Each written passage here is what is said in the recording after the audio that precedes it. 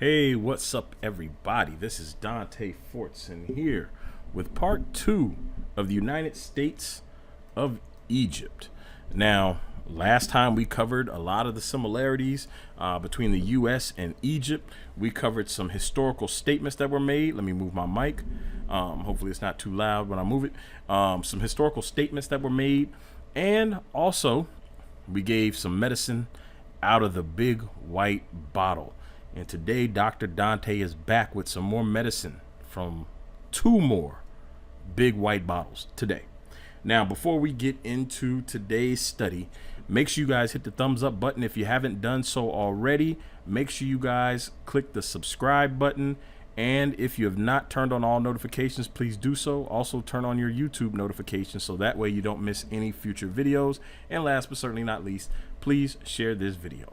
All right, so today's study, part 2, is brought to you by undeniable full color evidence of black Israelites in the Bible.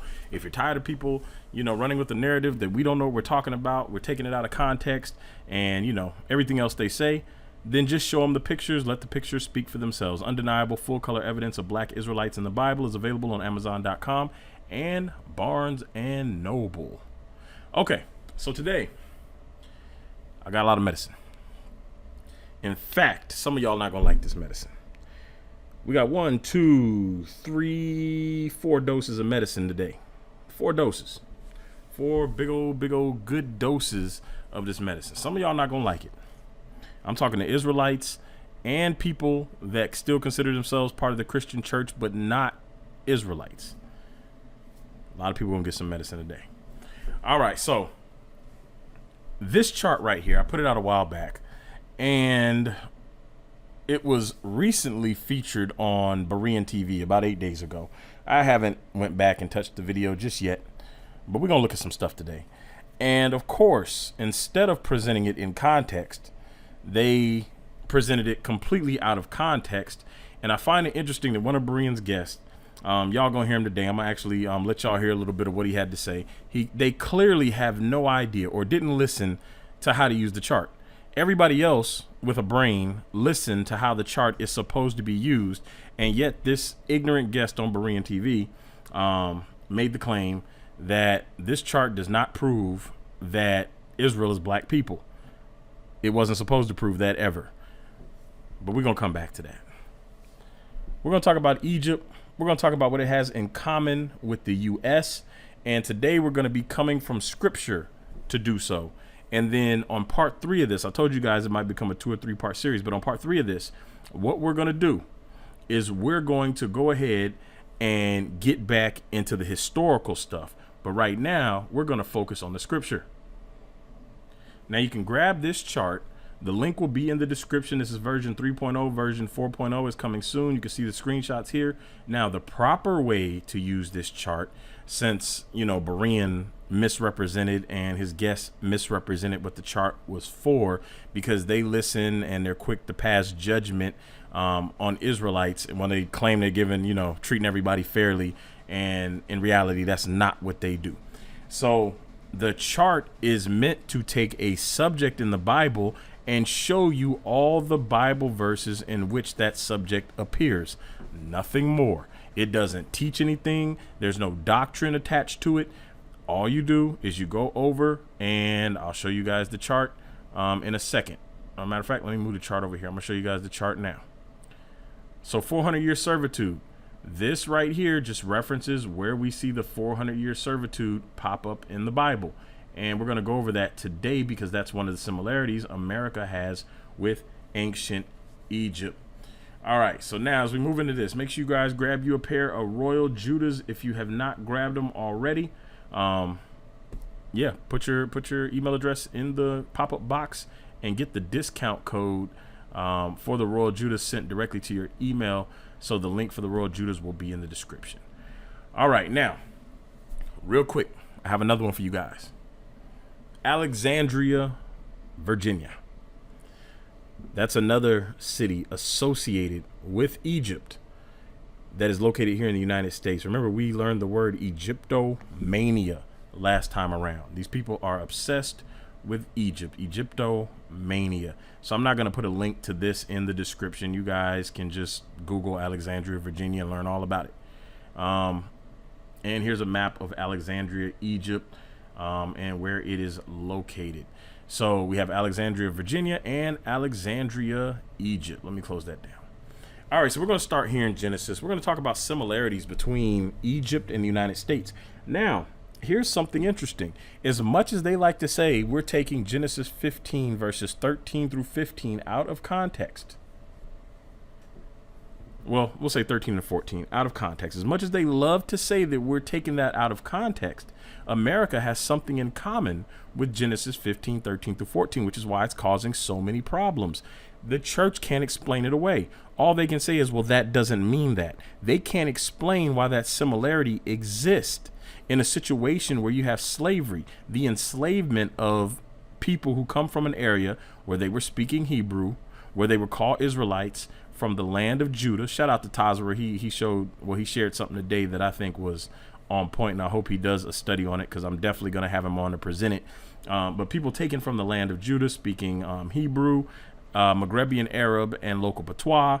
And we also learned that they have a copy of the Torah, and we also know that slaves believed that they were Israel and identified with Israel. We know that a lot of the early black Christian churches identified with Israel, and many of them believe themselves to be Israelites. This is what we've been uncovering so far, and there's nothing they can say about it, because they've already admitted, the opposition has already admitted, that there were indeed Israelite slaves on the slave ships. Garfield is the only one holding out on that in the current circle. There are other people that don't believe black people had there were no black Israelites on those ships, and that black Jews were just hitchhiking rides everywhere on the slave ships. All right, so now let's start with the 400 years. And we know the 400 years is misrepresented by the other side.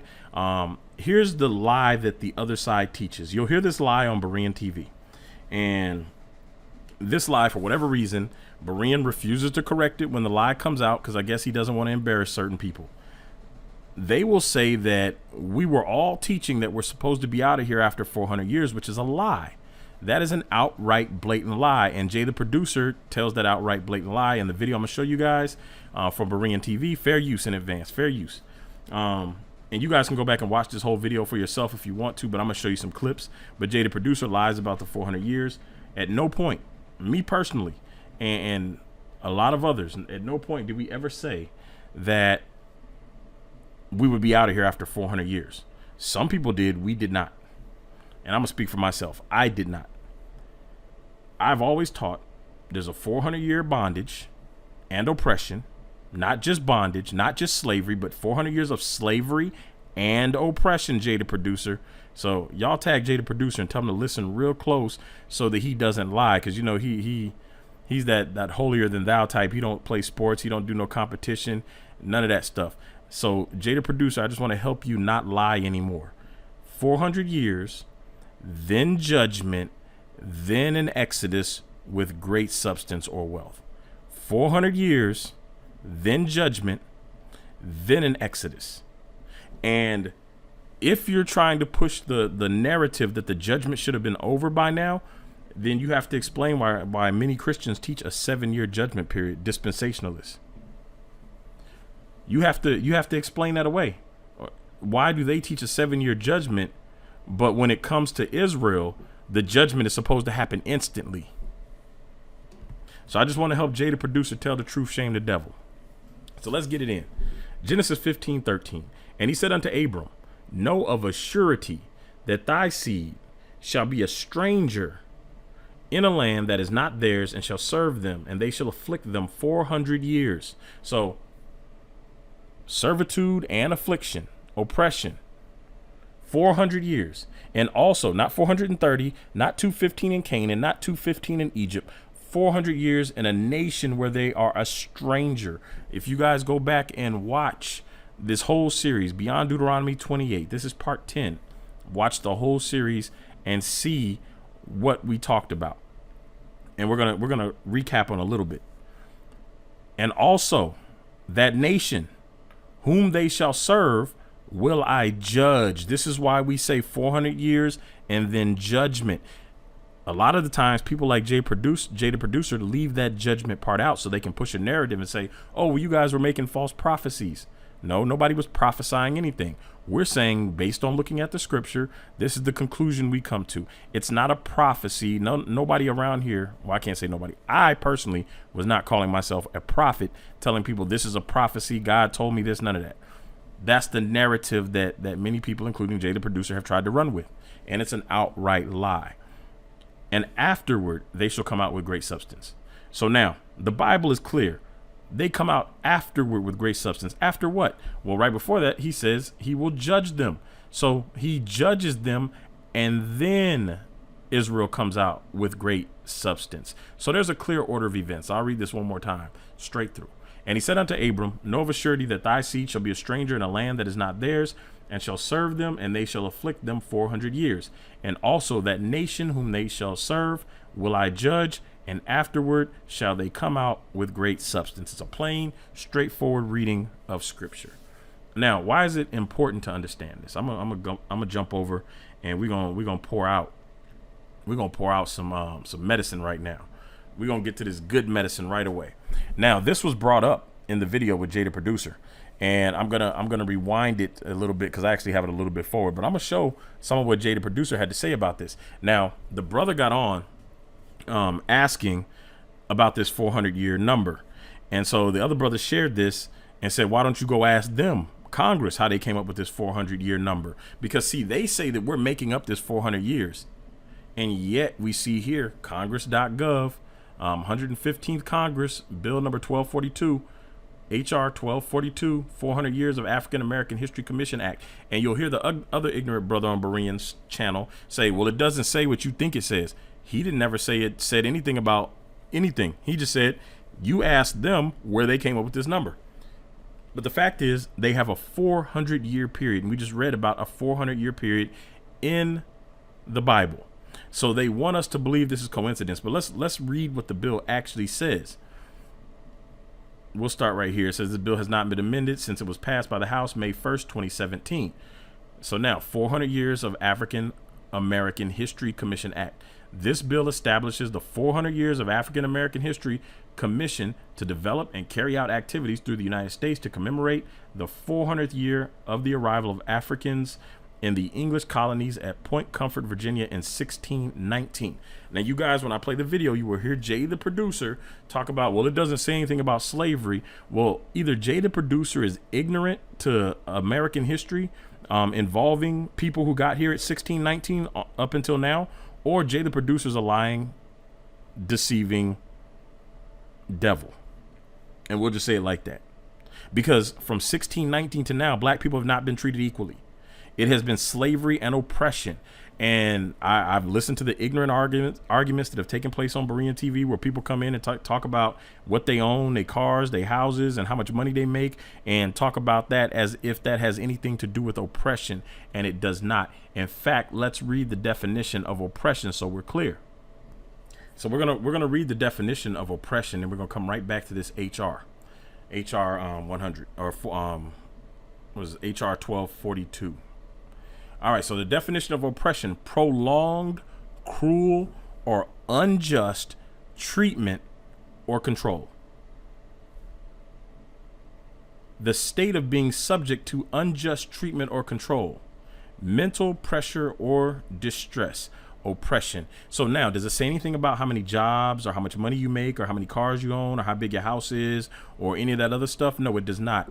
This is a fallacious argument that they like to make in order to distract from the subject at hand, because they think anytime black people talk about anything that happened in this country, they say that's emotionalism. We're appealing to emotion. And yet they don't believe that they're appealing to emotion when they tell people that they're going to go to hell if they don't accept Christ. Telling somebody they're going to spend an eternity in hell, somehow that's not emotionalism or preying on people's emotions, but telling them about factual history that happened, that's emotionalism. So let's go back. Let's see what HR 1242 was meant to establish. I'm going to tie all this together. Y'all know how I do with all these bottles of medicine I got today. The commission must plan programs to acknowledge the impact that slavery and laws that enforced racial discrimination had on the United States. So wait, there were laws that enforced racial discrimination. Again, what's oppression? Prolonged, cruel, and unjust treatment or control. The state of being subject to unjust treatment or control. So, are racist laws just or unjust? Jada producer, brother Berean. Encourage civic, patriotic, historical, educational, artistic, religious, and economic organizations to organize and participate in anniversary activities. I'm guessing they're talking about Juneteenth, the holiday that some of these black Christians love to celebrate. Basically, they're celebrating the people who enslaved them, gave them the perception of freedom, because we know all slaves did not go free in 1865. Some slaves weren't even freed up until the 1900s. And then after that, the prison system developed. These are just facts, but they'll call it emotionalism. Now, if those other people talk about the events with, Hitler and the Nazis and, all that stuff, that's perfectly fine. Never forget, never again. But if black people say anything about it, it's shut up. Your identity should be in Christ. You can't hold on to that. You must forget. Don't talk about it. It's CRT and emotionalism. Some of y'all that's on the fence gonna see the difference in the way they treat us. Y'all gonna see the difference in the way they act based on skin color. While they accuse people of teaching a skin doctrine, they hold a skin doctrine themselves. It's okay to treat black people like trash if they claim Israel. But if you're a Jew for Jesus, you welcome in the church. Assist states, localities, and nonprofit organizations to further the commemoration and coordinate for the public scholarly research of the arrivals of Africans in the United States and their contributions to this country. Well, that's what BlackHistoryInTheBible.com does. And you see them attacking me for putting out that information, but Congress established something to put out that information, and you don't hear none of these black Christians saying nothing about Congress and this 400-year act, even though the 400-year act, the commission was established to do the very thing that BlackHistoryInTheBible.com is doing. Shout out to all the curators on BlackHistoryInTheBible.com. Section 5, the commission may provide grants to communities and nonprofit organizations for the development of programs. 2, grants to research scholarly organizations to research, publish, or distribute information relating to the arrival of Africans in the United States and the technical assistance to states, localities, and nonprofit organizations to further the commemoration. It's exactly what I've been doing on BlackHistoryInTheBible.com, exactly what the curator's been doing on BlackHistoryInTheBible.com. But you don't hear none of these black Christians saying nothing about it. They have a problem with me, but they don't have a problem with Congress. The commission must prepare a strategic plan and submit a final report to Congress that contains a summary of its activities and accounting of its received and expended funds and its recommendations. The commission shall terminate July 1st, 2020. That was quick. All expenditures of the commission shall be made solely from donated funds. So they established a fund, but all the funds had to be donated. Sounds exactly like Black History in the Bible. If y'all want to support, hit up the Patreon, patreon.com/Dante Fortson. Cash App, anytime, hashtag BHITB. Shout out to everybody that has hit up the Cash App. I appreciate you. Same thing with the patrons, all the new patrons, welcome. Thank you for becoming a patron. And Super Chat, while we're live, you can hit that Super Chat button and support right now while we are live, or anytime in the future when we're live. PayPal link is in the description. Crypto links, wallet addresses are in the description. Shout out to the brother that sent the Bitcoin. He sent me Bitcoin through Cash App, because I guess you could send, I guess Ben could have did it, but I've never done it. Send crypto through Cash App to somebody else. My mom actually did it a couple times. She, told me about it, but I have never done it. So shout out to that brother. And if anybody wants to send any Bitcoin, like anything like that, you can send it via Cash App. All right. So now we read what the HR 1242 is established to do. It's established by Congress. There is a 400-year period in America that happened concerning people that have been enslaved and oppressed. This is a historic fact. You cannot say that we have not been oppressed or enslaved. That's historic fact. So one more time in Genesis. And he said unto Abram, know of a surety that thy seed shall be a stranger in a land that is not theirs. That's key. If you go back and watch the whole series, I point out why that's a key. And shall serve them, and they shall afflict them 400 years. And also that nation whom they shall serve will I judge, and afterward shall they come out with great substance. So now let me move this forward a little bit. And I'm going to pour out a dose of medicine and see while we're we're going to talk some more. I showed you guys Perry Stone last time. I'm going to show him again this time. And we're going to talk a little bit about why this medicine is so important. Why it's so important to compare Egypt to United States. And just a reminder, Berean and some of these other black Christians on here have been talking about leaky camp doctrine.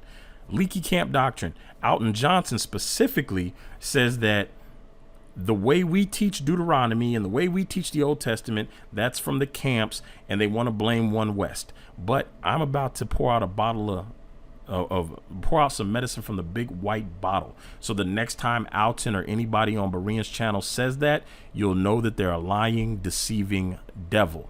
So let me go ahead and cue this up, and I'll be right back. All right, got everything queued up. Here we go. I want y'all to listen carefully to what he's about to say. I'm probably going to play this twice for y'all. I'm going to play it twice for y'all. Fair use. Played out before Now, us. comment also, okay, here comes Pharaoh. He doesn't understand the Hebrew people. And I think a person would have to be totally willfully blind to it or not see it because they haven't kept up with it, that we have had leadership in our country that's been very anti-Israel. The decisions they've made have been against Israel. There's even been talks, which I never thought I'd hear this, of sanctioning Israel because of decisions that some of the leadership in America does not agree with, okay? Having said that... Hold on. He said the country's been very anti-Israel. What's interesting is he's not talking about us as a people. He's talking about those other people while ignoring the treatment of the very people he shares citizenship with in the same country. The Pharaoh arose who knew not Joseph was read in the synagogue, the Torah portion, 2009, the week of the inauguration, That's and right. we predicted that there would be an Egyptian pattern develop. Now, what Hold on. He predicted that there would be an Egyptian pattern based on the Torah. He's using the Torah as Bible prophecy. So when you see these liars, these deceivers, these devils show up on Berean TV and other Christian channels talking about this is a One West doctrine, point them right back to this. The Parallels of America and Ancient Egypt, episode 753. This is March 13th, 2015. So ask when the camps developed the doctrine, and then ask them when Perry Stone came up with the doctrine. So either Perry Stone is teaching leaky camp doctrine, or somebody over there is lying about the origin of this teaching. If you go back and watch this whole series, 400 years of teaching Deuteronomy 28, I believe that's episode 8 in this series, I pull up documents, historical documentation that Europeans have been teaching this since at least the 1600s, the Torah as prophecy. So let's continue. immediately began to happen is taxes were increased. That's the taskmasters that are mentioned. But it also mentioned that this particular leader in Egypt passed a law to actually abort children. Mm-hmm. So one of the first things that happened in 2009 was the new leader reversed a law and kind of opened the doors to abortion all over the place. Partial birth abortions. Yeah, as partial well. birth, etc. And this was very much like the Pharaoh pattern. Let's go from there again. Let's keep developing it, because I want people to see that this is something we're not talking about after the fact. We're talking about, Bill and I talked about this in 2008 and 9. I said we're going to go the pattern of ancient Egypt. All right. So now he said that they had been talked about this in 2008, 2009, that America was going to go the pattern of ancient Egypt. This is why we're talking about the 400 years, because many people in the church will say that 400 years applied to Egypt. They ignore the Septuagint and any other translation that says 215 in Canaan, 215 in Egypt, because they have a narrative to push. The 400 years happening at another time point doesn't fit their narrative. And so what they do is they listen to these pastors and preachers and everybody else who tell them how to interpret the Bible. And instead of reading it for themselves and saying, wait a minute, that doesn't make sense, they just believe it, and then they continue to pass it on. And meanwhile, they'll tell Israelites, we're taking the Bible out of context. We're not interpreting the Bible right. And while they're saying that, they have amillennialism and they have dispensationalism. Now, amillennialism and dispensationalism are not reconcilable beliefs. They teach two completely different things about Bible prophecy. But then Berean will say, well, we all believe the essentials. Well, maybe, because everybody's essentials aren't the same. Brother Jay, the producer, already brought that out and exposed that everybody's essentials list is not the same. But I want y'all to tag Berean. I want y'all to tell Berean. I want y'all to timestamp this for Berean. Berean would have to be telling us that as long as you believe on the Lord, his death, burial, and resurrection, that you can teach anything you want to about everything else. Because they'll say that's secondary. Well, amillennialism and dispensationalism are two completely different doctrines. The only thing that they agree about is salvation. So, Berean, are you telling me that no matter what you believe, as long as you believe in Christ, you can false teach the rest of the book? Because one of them views is wrong. One of them views is 100% absolutely unequivocally false. Amillennialism and dispensationalism are not true. Both of them can't be true at the same time. Only one of them can be true. So, Berean, are you saying that you can false teach the whole book as long as you get the part about Christ right? At what point do we call somebody a false teacher? How do we define a false teacher? At what point do we call all these denominations out as false teachers? Because there are thousands of denominations that identify as Christian. I know y'all want to separate yourselves from some of them. I know y'all want to do that. But I suggest if they want to be separated, like from the TV preachers, they'll say that's not Christianity. That's not biblical Christianity. Maybe not. But the fact is, that's what people see. Just like they like to associate Israelites with the camps on the corner because that's what the media shows. So we associate many people in the black church with the clowns on TV because that's what the media shows. But y'all will get mad. I'm not even going to play the clip of Berean getting mad and saying he's done with Israel and calling us all devils and false teachers because we don't want to separate them. Meanwhile, they didn't want to separate us. So how about this? If you want to be separate from the teachers on TV, we'll just refer to y'all as moderates. That's what we're going to call y'all from now on, moderates. So all y'all Israelites listening, from now on, Berean TV and the other Christians on his channel that don't want to be associated with the TV circus, we're going to call them moderates, just like they call us when we don't want to be associated with the stuff we see on the corner with some Israelites on the corner. They want to call us moderates. So if that term is acceptable for y'all to use towards other people, it's acceptable for y'all to take on as a term as well. So from now on, we need to refer to them as moderates if they want to separate themselves from the buffoonery we see on TV. But let's continue.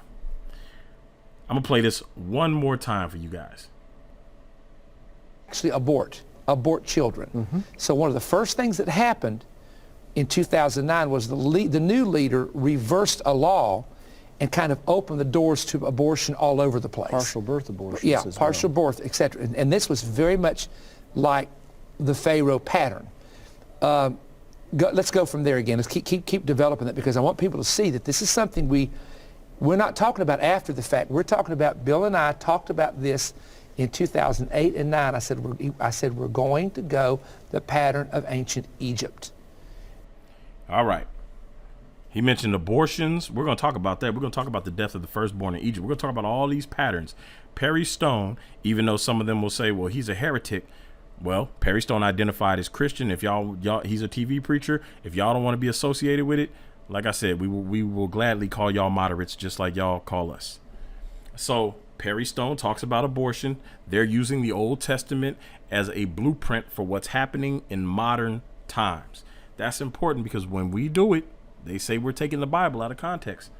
So let's go look at this harsh bondage. All right, I went ahead and pulled up Exodus. We're going to look at harsh bondage because that's something else that America has in common with ancient Egypt. We're going to go down to verse 8 and we're going to read down to verse 14. This is what Perry Stone and them are talking about the new king. They're using the book of Exodus to predict events out of the Bible. I'm not using the book of Exodus. I'm just showing comparisons to America and ancient Egypt. They mentioned patterns. I'm going to mention patterns. Now there arose a new king over Egypt, which knew not Joseph. And he said unto his people, behold, the people of the children of Israel are more and mightier than we. Come on, let us deal wisely with them, lest they multiply, and it come to pass that when there falleth out any war, they join also unto our enemies and fight against us, and so get them up out of the land. So let me pause right there. So there's a conspiracy because the people were more and mightier. If we do some digging, I'm gonna bring some of this research out later, we'll find that in many parts of the South, Negroes outnumbered some of the whites, and in some places it was 50-50. And so they had a plan for that. But we're gonna keep going. So the harsh bondage is gonna come. So verse 11, therefore they did set over them taskmasters to afflict them with their burdens. Now you'll hear Perry Stone and the other guy on there say that these are tax masters. They try to take they try to separate the slavery part from it. But again, we don't agree on who the people are that they're referring to, but the events line up with us. So we know what happened here in America. And they built for Pharaoh treasure cities, Pithom and Ramses. So I'm not saying that Israelites built the Great Pyramids or the Sphinx or any of that stuff. It says they built treasure cities, Pithom and Ramses. So what happens when you have a second Egypt like America? You need to go get you some Israelites to build you a treasure nation, because America wanted to be greater than Egypt. But we saw Egypt, what was it? Egyptomania. America had an obsession with Egypt. It says, but the more they afflicted them, the more they multiplied and grew, and they were grieved because of the children of Israel. And the Egyptians made the children of Israel to serve with rigor or harsh bondage. It says it right here. And they made their lives bitter with hard bondage in mortar and in brick and in all manner of service in the field. All their service wherein they made them serve was with rigor. And we read some of the quotes before on the last one. Go watch part 9 to this series, where it talked about people saying this was worse than the Egyptian slavery. And so now we're going to move into, so they served with rigor, but now we're going to move into, let me make sure I do this in the right spot. Okay, now we're going to move into the command to kill the children. He just mentioned abortion during the time of Pharaoh, and he talks about abortion, and their whole thing is, going in on Obama. But he talks about abortion being one of the patterns of ancient Egypt, or the death of the males. So let me go ahead and read this, and then we're going to look at a few things, and then we're gonna take some more medicine, a little bit more medicine. All right, verse 15. And the king of Egypt spake to the Hebrew midwives, of which the name of one was Shiphrah, and the name of the other Puah. And he said, when ye do the office of a midwife to the Hebrew women, and see them upon the stools, if it be a son, then ye shall kill him. But if it be a daughter, then she shall live. So we see there's already a plan to get rid of the men. Many people have pointed this out about the Democratic Party. That's what Perry Stone and this other guy are trying to point out. They're trying to specifically lay it on Obama. But the Democratic Party in general has always been for getting the men out of the black home. You see, the 94 crime bill was meant to lock up all the men, all the black men. And then you see the 96 welfare reform, where a woman could get more money from welfare if she did not have a man in the house. And so you see this move to get rid of the men. And then on top of that, you have abortion mixed into all this. So this plot to get rid of the males has been in play since the Exodus. I guess that's emotionalism, talking about, things that are in the Bible and comparing them to real world circumstances. They're going to call that emotionalism, as if we're supposed to care. You guys know what it is when you don't have any emotions. You are a sociopath. So basically, when you hear them talk about emotionalism and using emotions and all this other stuff, they're basically recommending that you become sociopaths when you read the Bible, because you have to take all emotion out of it. Everything you do, you have to take the emotion out of it. Otherwise, it's emotionalism. Just understand the doctrine that they are teaching. So before we get into this other bottle of white medicine, or this big white bottle, we're going to look at something, and I'm going to show you something funny. Well, it's not really funny. It's more so very telling. And somebody going to have to take responsibility for something. I'm gonna show y'all. All right, I went and pulled up a Planned Parenthood fact sheet. Now I want y'all to listen real closely to what I'm about to say, because we're talking about similarities between Egypt and America. Ancient Egypt, modern America. Now on this fact sheet, I think it's funny that Planned Parenthood is in denial of what we know to be true about history, and unfortunately black Democrats have pushed this on the community. But more specifically, the black church is responsible for this happening in the community. They want to they want to push the narrative that they've been so helpful to the black community, but they don't want to talk about the harm that they've done to the black community through pushing Democrats and abortion on us. So let's talk about this. Opposition claims to Margaret Sanger. This is October 2004. Now, Sanger's outreach to the African American community. I'm gonna read the highlighted portion down here, but I wanna read some of this right here. Harlem in the 1930s. In 1930, Sanger opened a family planning clinic in Harlem that sought to enlist support for contraceptive use and to bring the benefits of family planning to women who were denied access to their city's health and social services. Staffed by a black physician and black social worker, the clinic was endorsed by the Amsterdam News, the powerful local newspaper, the Abyssinian Baptist Church, the Urban League, and the black community elder statesman W.E.B. Du Bois. Chesler, 1992. So who? The Abyssinian Baptist Church, the Urban League, and W.E.B. Du Bois. You're going to see the churches pop up a lot in this abortion scheme, this mass genocide that was pushed on us by these devils, and the black church was the weak link through which they knew to go. You don't go through the strongest link to push genocide to a community. You go through the weakest link. Negro Project, 1939 and 1942. Y'all Google the Negro Project if you don't know anything about it. Beginning in 1939, Du Bois served on an advisory council for Sanger's Negro Project, which was designed to serve African Americans in the rural South. They're cleaning it up. The advisory council called it a unique experiment in race building and humanitarian service to a race subjected to discrimination, hardship, and segregation. And they're trying to make it like she's so nice and loving to the black community. Y'all gonna see something in a second. The black church needs to own up to something. In a letter to philanthropist Albert Lasker, from whom she hoped to raise funds for the project, Sanger wrote that she wanted to help a group of notoriously unprivileged and handicapped, to a large measure by a caste system, oppression, that operates as an added weight upon their efforts to get a fair share of the better things established by Margaret Sanger and people like her. King, 1966. Hold on, here we go. Was Sanger racially motivated? Despite the admiration that African American heroes like Du Bois, Powell, and King held for Sanger, arguments continue about whether or not her outreach to the black community was racially motivated.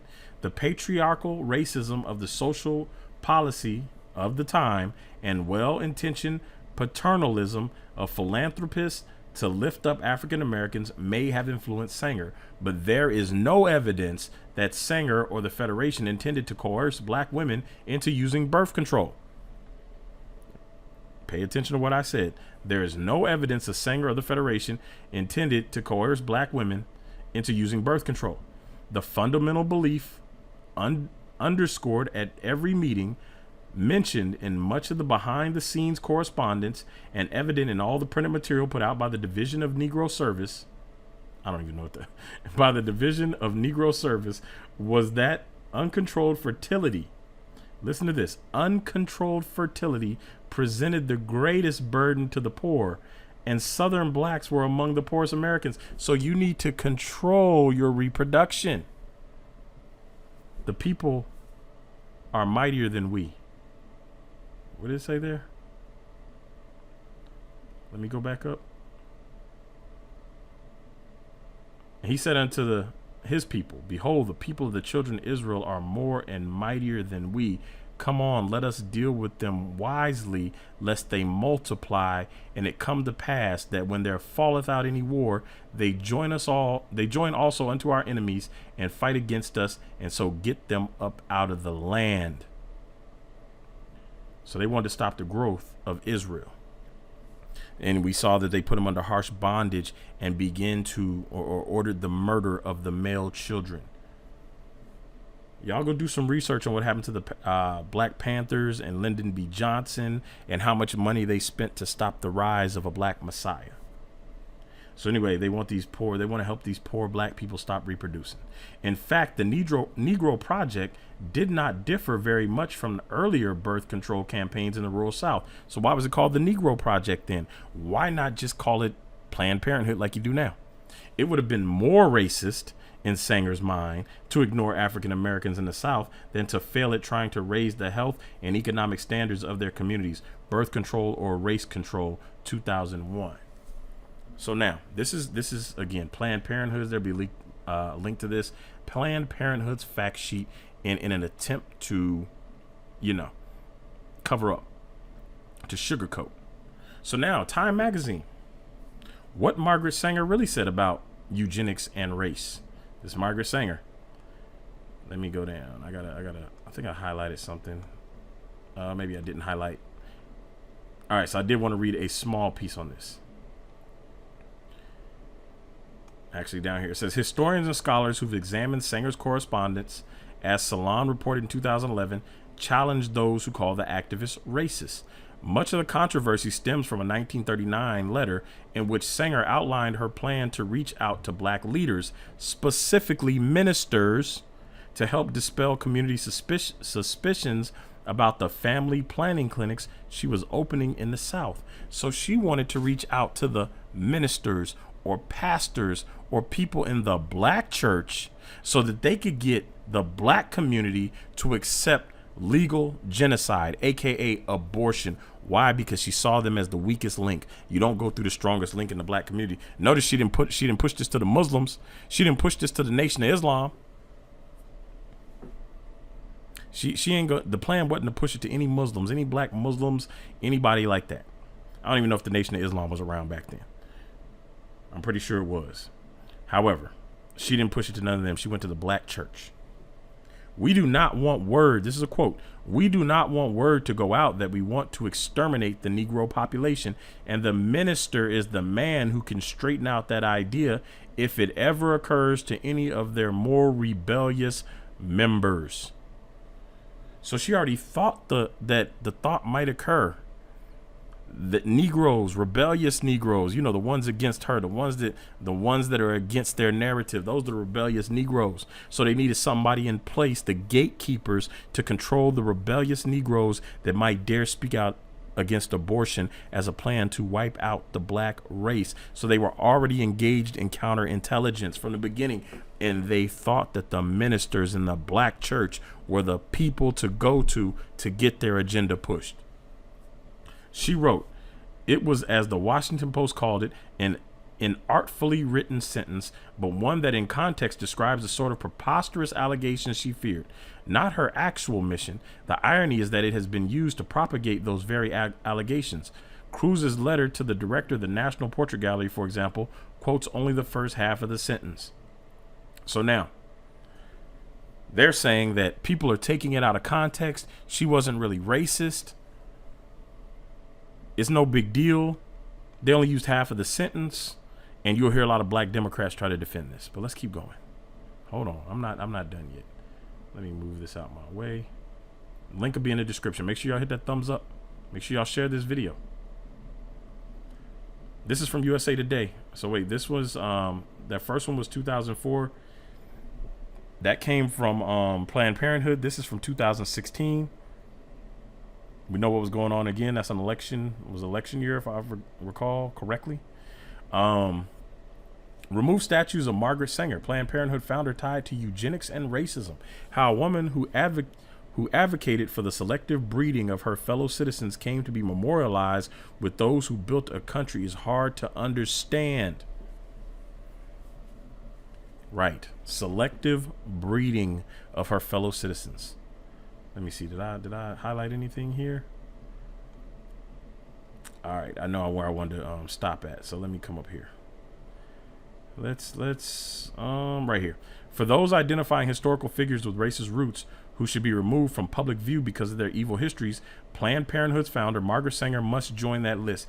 In promoting birth control, she advanced a controversial Negro project, wrote in her autobiography about speaking to a Ku Klux Klan group, and advocated for a eugenics approach to breeding for the gradual suppression, elimination, and eventual extinction of defective stocks, those human weeds which threaten the blooming of the finest flowers of American civilization.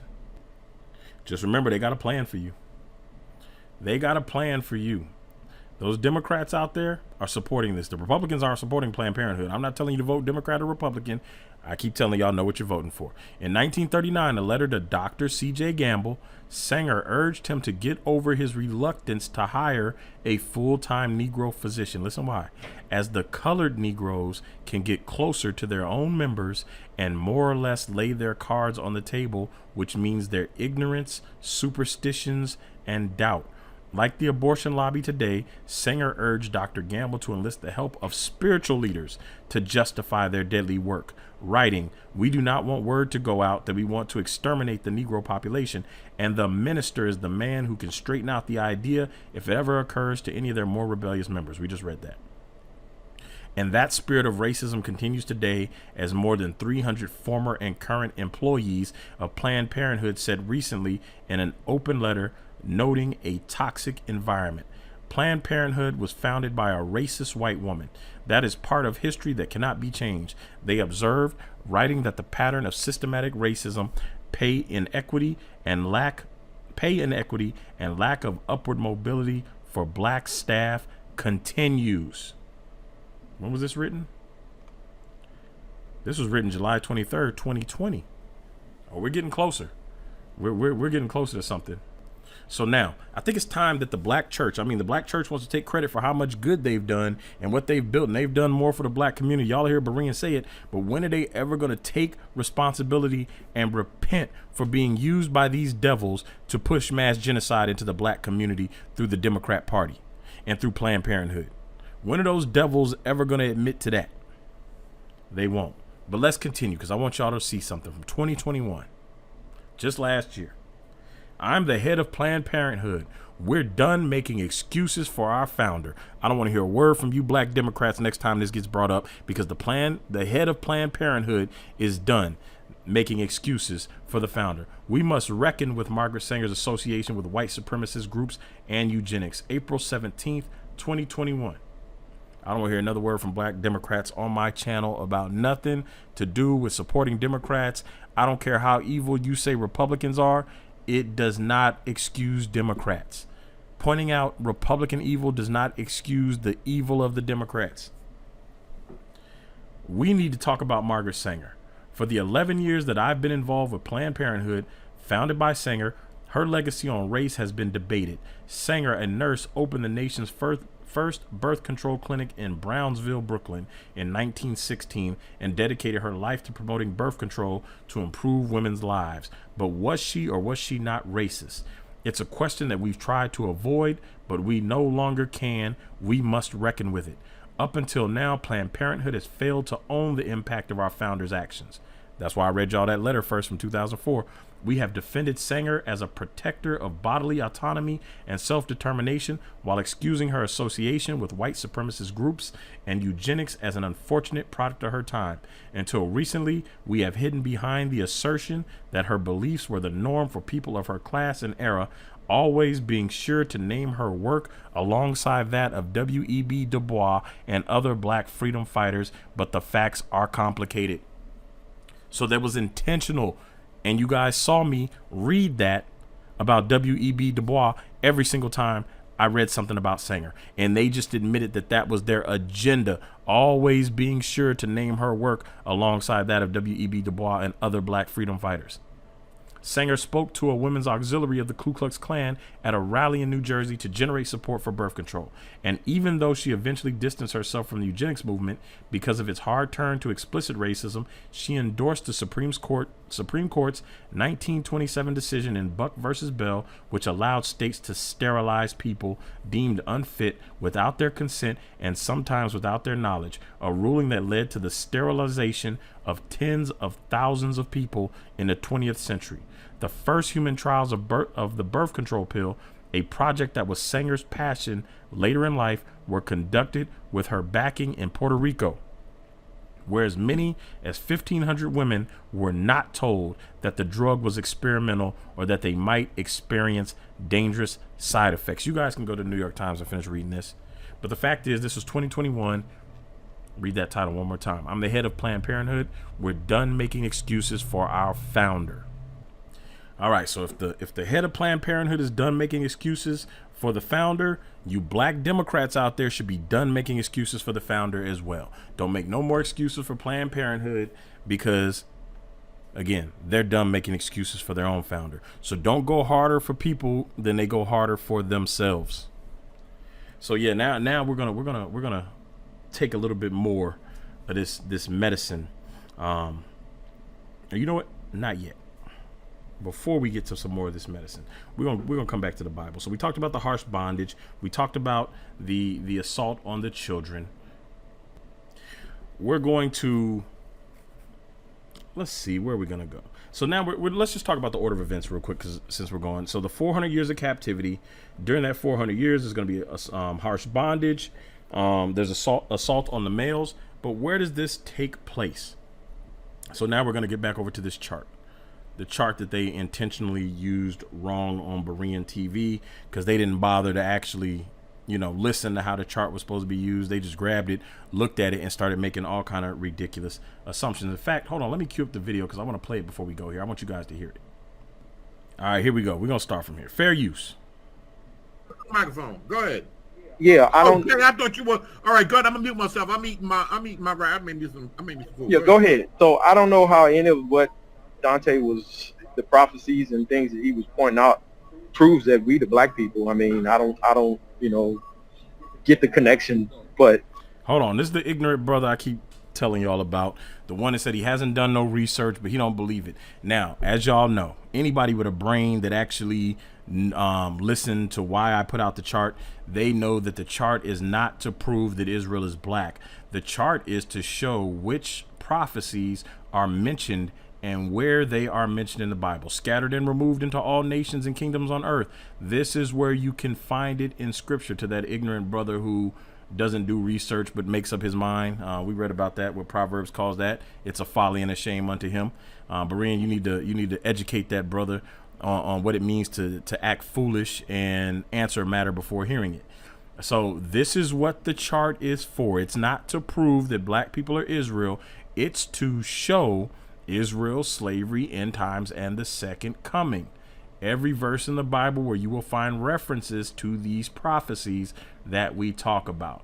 So anyway, let me go ahead and get back to it.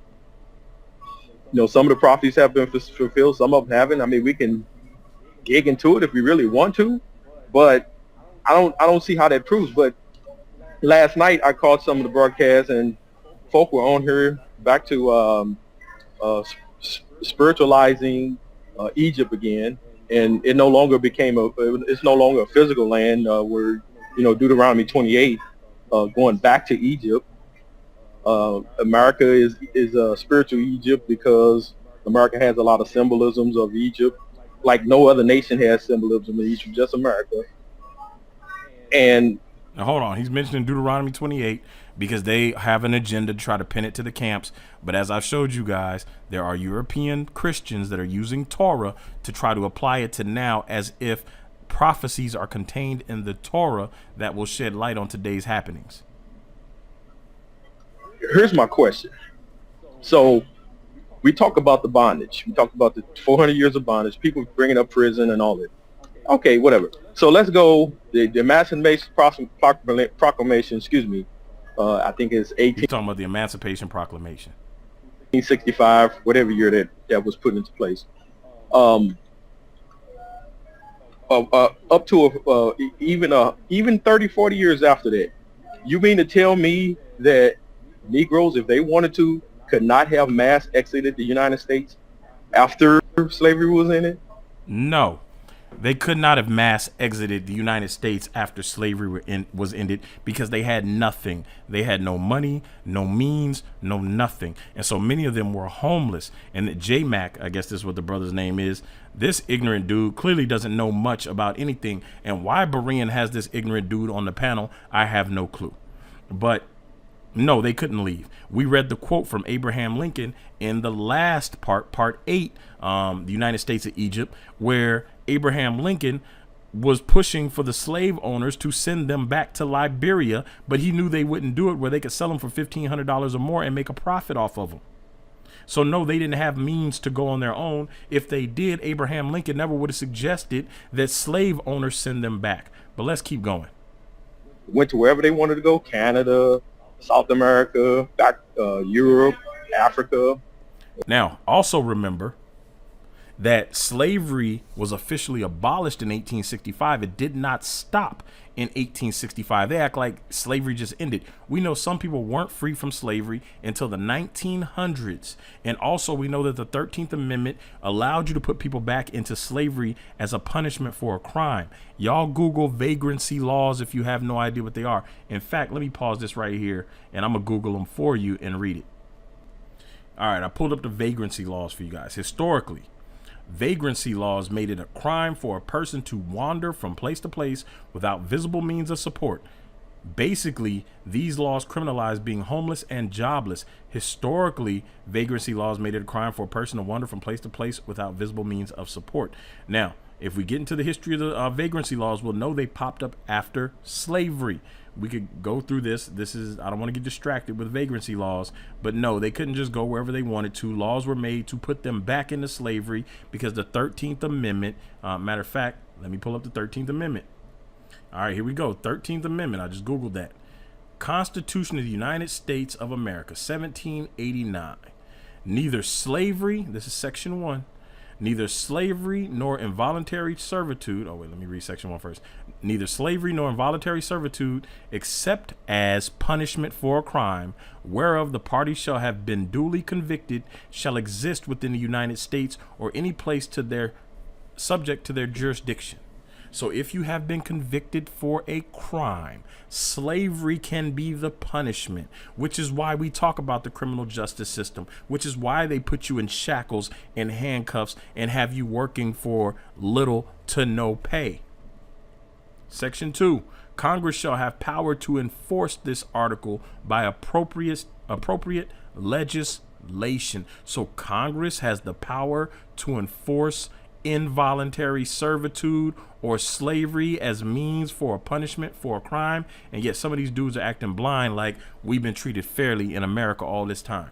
They abolish slavery and then leave a loophole there. Y'all watch the documentary 13th if you don't know about it already. I got about another 2 minutes of this that I want to show you guys. Give me a second here. Or anywhere else. Hey, I'm not an employee here, sir. Okay. Anywhere that they wanted to go, they couldn't have left and went. They had to stay here in bondage and suffer through Jim Crow and suffer through whatever. Yes, again, yes, because if you understand it like we understand it, if you're, instead of being in denial and being against something that you clearly have not researched because you said you didn't research it and you said you don't know about it, but this was a punishment from God, and it was a 400-year punishment. Not everybody believes it. Everybody don't have to believe it. But the fact is, we believe, some of us, not all of us, believe that it was a 400-year punishment. And we just read through that. Congress established there was 400 years. So explain to me why we don't see another 400-year bondage in history, specifically 400 years. God ain't working by coincidences or estimates or roundabouts. He didn't mean 215 in Canaan, 215 in Egypt, or 430 years. If he says 400, he means 400. And we just so happen to have a worldwide slavery of people who came from West Africa with Torah, speaking Hebrew, Arab. They have Hebrew names. Y'all go watch this whole series. They believe all of this is coincidence. And then a worldwide slavery happens. Congress acknowledges a 400-year period of slavery and oppression. And all these people are saying we're reading it wrong. We don't have no idea what we're talking about. And yet we keep bumping into all this information. Tell the truth, shame the devil. Let's keep going. So, but this is the time. That's why they have to be preached. Remember, Jesus said, the words that I speak unto you, their spirit and life. That's how people got to preach this awakening. Y'all upset because y'all running around here saying, oh, they always want to talk about Jesus, talk about Jesus, talk about Jesus. They got to preach the awakening. Just preaching Jesus and you must be born again ain't got to preach Israel. You got to wake up and come back to the law, statutes, and commandments. Well, that's why I love. Now, he said we got to preach this awakening. I want to hold Brother Berean accountable for every word he says right now. He said we got to preach this awakening. But he's going to say something else in a minute that I'm going to come back to. I'm going to stop it just short of that. But I want y'all to tag Berean. I want him to watch this. I want him to watch this in its entirety. These ain't even blowing shots at Berean. I'm going to play Berean's own words that he has to say about me specifically. I'm going to play Berean's own word, and then I'm going to give him 2 doses of the medicine from the white bottle. Elder Green. Elder Green's an Israelite, but he don't go around preaching this stuff. He preached the gospel, and that's what we were commissioned to do. Now I'm pausing it one more time. They talk about this commission to preaching the gospel stuff. You see, Jay the producer got a whole studio set up. Who taught him how to do that? I guess you can't learn that, and if somebody wants to know it, you can't teach nobody about that. If you have a job, you can't learn that. What do teachers do? What do Christian teachers do? Are they supposed to teach the gospel at their job? Are they supposed to teach the gospel 24/7? Are there exceptions to when you can and can't or should or shouldn't preach the gospel? I guarantee you they won't tell somebody to preach the gospel even if it'll get them fired from their job. And yet when we talk about something as you know, hobbyist or enthusiast or people who are interested in a subject, somebody who's interested in DNA, oh, you can't talk about that, you got to preach Jesus. Well, why aren't you telling that to the Christian biologist that's talking about DNA for 8 hours a day when they're getting paid to do it? Why aren't you giving us the same exact message that you're giving European Christians who do the same exact thing? Why is it okay for Black History Month for you guys to teach Black history for a month straight, but if Israelites talk about Black history, suddenly that's more important than Christ?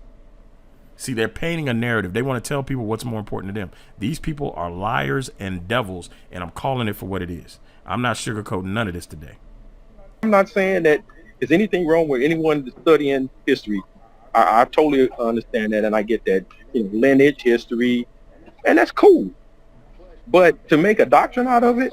See, that's another false narrative they push, is that somehow we're making history a doctrine.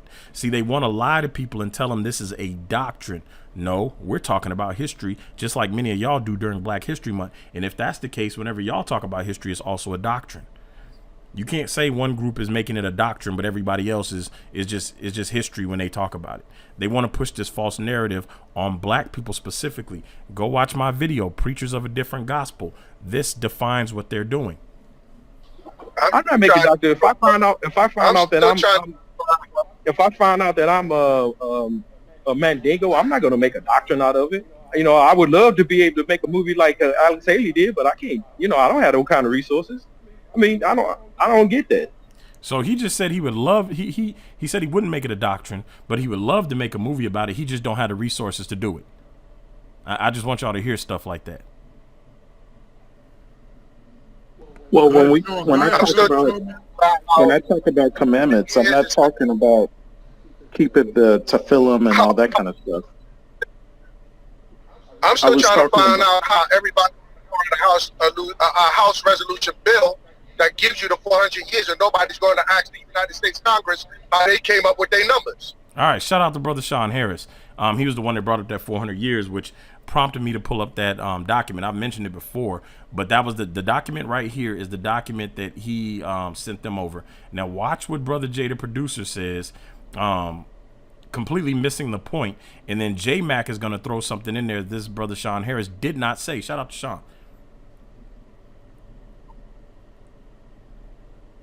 The brother just read it to you. It don't say what you think it does. See, right there. It don't say what you think it does. They made an assumption about what he thinks it says. See, it's that reading comprehension narrative that they want to push because these people are lying devils. All he did was say, stop asking us about the 400 years and ask Congress, which they won't do. We know they're not going to do it because they want to say Israel's wrong because we're Black. They'll treat us different and say we're Black. Well, it didn't happen in 1619. It really happened in 15 whatever. They'll come up with all these different dates, but when it comes to Congress, all of a sudden they acting stupid like they don't know how to get in touch with Congress. They don't know how to write their local congressman and ask them. And then they'll say, oh, well, they came up with it in 1619. But then they play dumb like they don't know how we came up with 1619. I know it's only because we saying it. But you go ask them how they came up with that number. They calculated from 1619 when the slaves were right. They tell you in the document how they got 400 years. From the time that they put the document in place, dating back to 1619, they did this thing commemorating 400 years that Africans been in this country. Like just in general. All right, so he says just in general. Jada Producer is playing stupid. Jada Producer's from Texas. Jada Producer knows the history of racism in this country. Jada Producer done got up there and said the church hasn't addressed certain things concerning certain oppressions. And sometimes I have a lot of respect for Jada Producer, and sometimes I just wonder, like, how do you get up there and say certain things and then turn around and act completely brain dead and oblivious to everything else that's being said? So I have a love-hate relationship with my personal opinion on Jada Producer. I do agree with him at times. I agree with Berean at times. I don't agree with every Israelite, but I agree with some Israelites at times, and I agree with many black Christians at times. So this right here, Jada Producer says, well, you know, it's just talking about black people in general. Well, we know what the history of black people since 1619 in this country has been. It's been slavery and oppression, just like we read in the book of Genesis, just like they did to the people in the book of Exodus. So now I'm going to stop right there because I wanted you guys to hear that. So now after this 400, well, let me get to the where this slavery and oppression is supposed to happen. It's supposed to happen in a land that is not theirs. I'm not going to get too much into that because we did that in a previous study. But number 5, scattered into a land they did not know. So now in Genesis 15:13, let's get back over here to the Bible. All right, in Genesis 15 verse 13, he said unto Abram, know of a surety that thy seed shall be a stranger in a land that is not theirs, and shall serve them, and they shall afflict them 400 years. So they will be strangers in a land that is not theirs. They will say that's Egypt. Okay, so let's pretend like you guys don't have a reading comprehension problem. Let's pretend like you guys are telling the truth. Let's pretend like all this was fulfilled in Genesis. Now, let's talk about the problem you have when you pretend that's the case. So now let's go to Deuteronomy 28:36. This is after they come out of Egypt. Deuteronomy 28:36. Let's go there. Verse 36. And the Lord shall bring thee and thy king. That study's coming because they think they're clever, saying, well, what king went into slavery? We got to answer for that. Anyway. And thy king, which thou shalt set over thee, unto a nation which neither thou nor thy fathers have known, and there shalt thou serve other gods, wood and stone. So wait a minute. They just came out of Egypt. Neither them nor their fathers have known. Is it talking about their direct fathers, or is it talking about the Abraham, Isaac, and Jacob type of fathers, their forefathers? Because Abraham was from Ur of the Chaldees, which many people believe was around Iraq, and then he traveled over to Canaan, and then he traveled into Egypt, and then he traveled back out to Canaan. Go look at Abraham's journey. So if it's talking about their forefathers, it has to be in a land they didn't know. This couldn't be talking about Egypt because they just came out of Egypt. But let's keep going. Let's keep talking about the problem that they're going to have. Let's go over here to the book of Jeremiah, chapter 5:19. Jeremiah, they'll try to say, well, this is talking about Babylon or Egypt. They come up with all kind of different stuff. So Jeremiah 5:19, Jeremiah combines words from Deuteronomy, and Jeremiah combines words from Genesis. And it shall come to pass, not it has already passed, not this was fulfilled. It shall come to pass when ye shall say, wherefore or why doeth the Lord our God these things unto us? Then shalt thou answer them, like as ye have forsaken me and served strange gods in your land, so shall ye serve strangers in a land that is not yours. Wait a minute. Ain't that what Genesis said? A land that is not theirs, they shall It says, know of a surety that thy seed shall be a stranger in a land that is not theirs, and shall serve them. Now we get all the way to the prophet Jeremiah, who's talking about a future event, and he's using the same words. And it shall come to pass, when ye shall say, wherefore doeth the Lord our God all these things unto us, then shalt thou answer them, like as ye have forsaken me, and serve strange gods in your land, so shall ye serve strangers in a land that is not yours. One more time for the black Christians in the back that act like we're taking it out of context. So shall ye serve strangers in a land that is not yours. So now while we're still pretending that the Genesis reference explains what happened in Egypt, please explain to me what Jeremiah is talking about. Please explain to me what land Jeremiah is talking about, because y'all love to say, well, Genesis refers to the Egyptian captivity. Well, tell me what future captivity Jeremiah is talking about in a land that's not theirs. How many times does Israel go serve in a land that's not theirs? Let's keep looking. Number 5. We're going to go to Jeremiah chapter 9, verse 16. We're going to see. And my chart, by the way, is in chronological order by date. It's not the order the Bible gives us. As you can see, the dates are right here. So Genesis around 1445 BC. And then we get over here to Jeremiah is around 586 BC. And then we're going to get to Zechariah around 480 BC. So we're getting further and further out. But let's go to Jeremiah 9:16 real quick. I did a whole study on this. I'm not going to go through all of these. I'm just showing you a couple. I will scatter them also among the heathen, whom neither they nor their fathers have known, and I will send a sword after them till I have consumed them. We have gone over all of this in previous studies on the Deuteronomy, Beyond Deuteronomy 28 series. We'll look at 2 more. Jeremiah 17:4, and then we're going to look at Zechariah 7:14. So we'll go to Jeremiah 17:4. Let me see if I got to type this whole thing in. Jeremiah 17, verse 4. And thou even thyself shall discontinue from thine heritage. We'll get into more of that later about forgetting. Shout out to Jordan for bringing that out. If they bethink themselves, we know about Psalms 83 to make Israel forget, be forgotten as a nation. We see it. They want us to believe that we're crazy. We're taken out of context. And thou even thyself shall discontinue from thine heritage that I gave thee, and I will cause thee to serve thine enemies in a land which thou knowest not, for ye have kindled a fire in mine anger, which shall burn forever.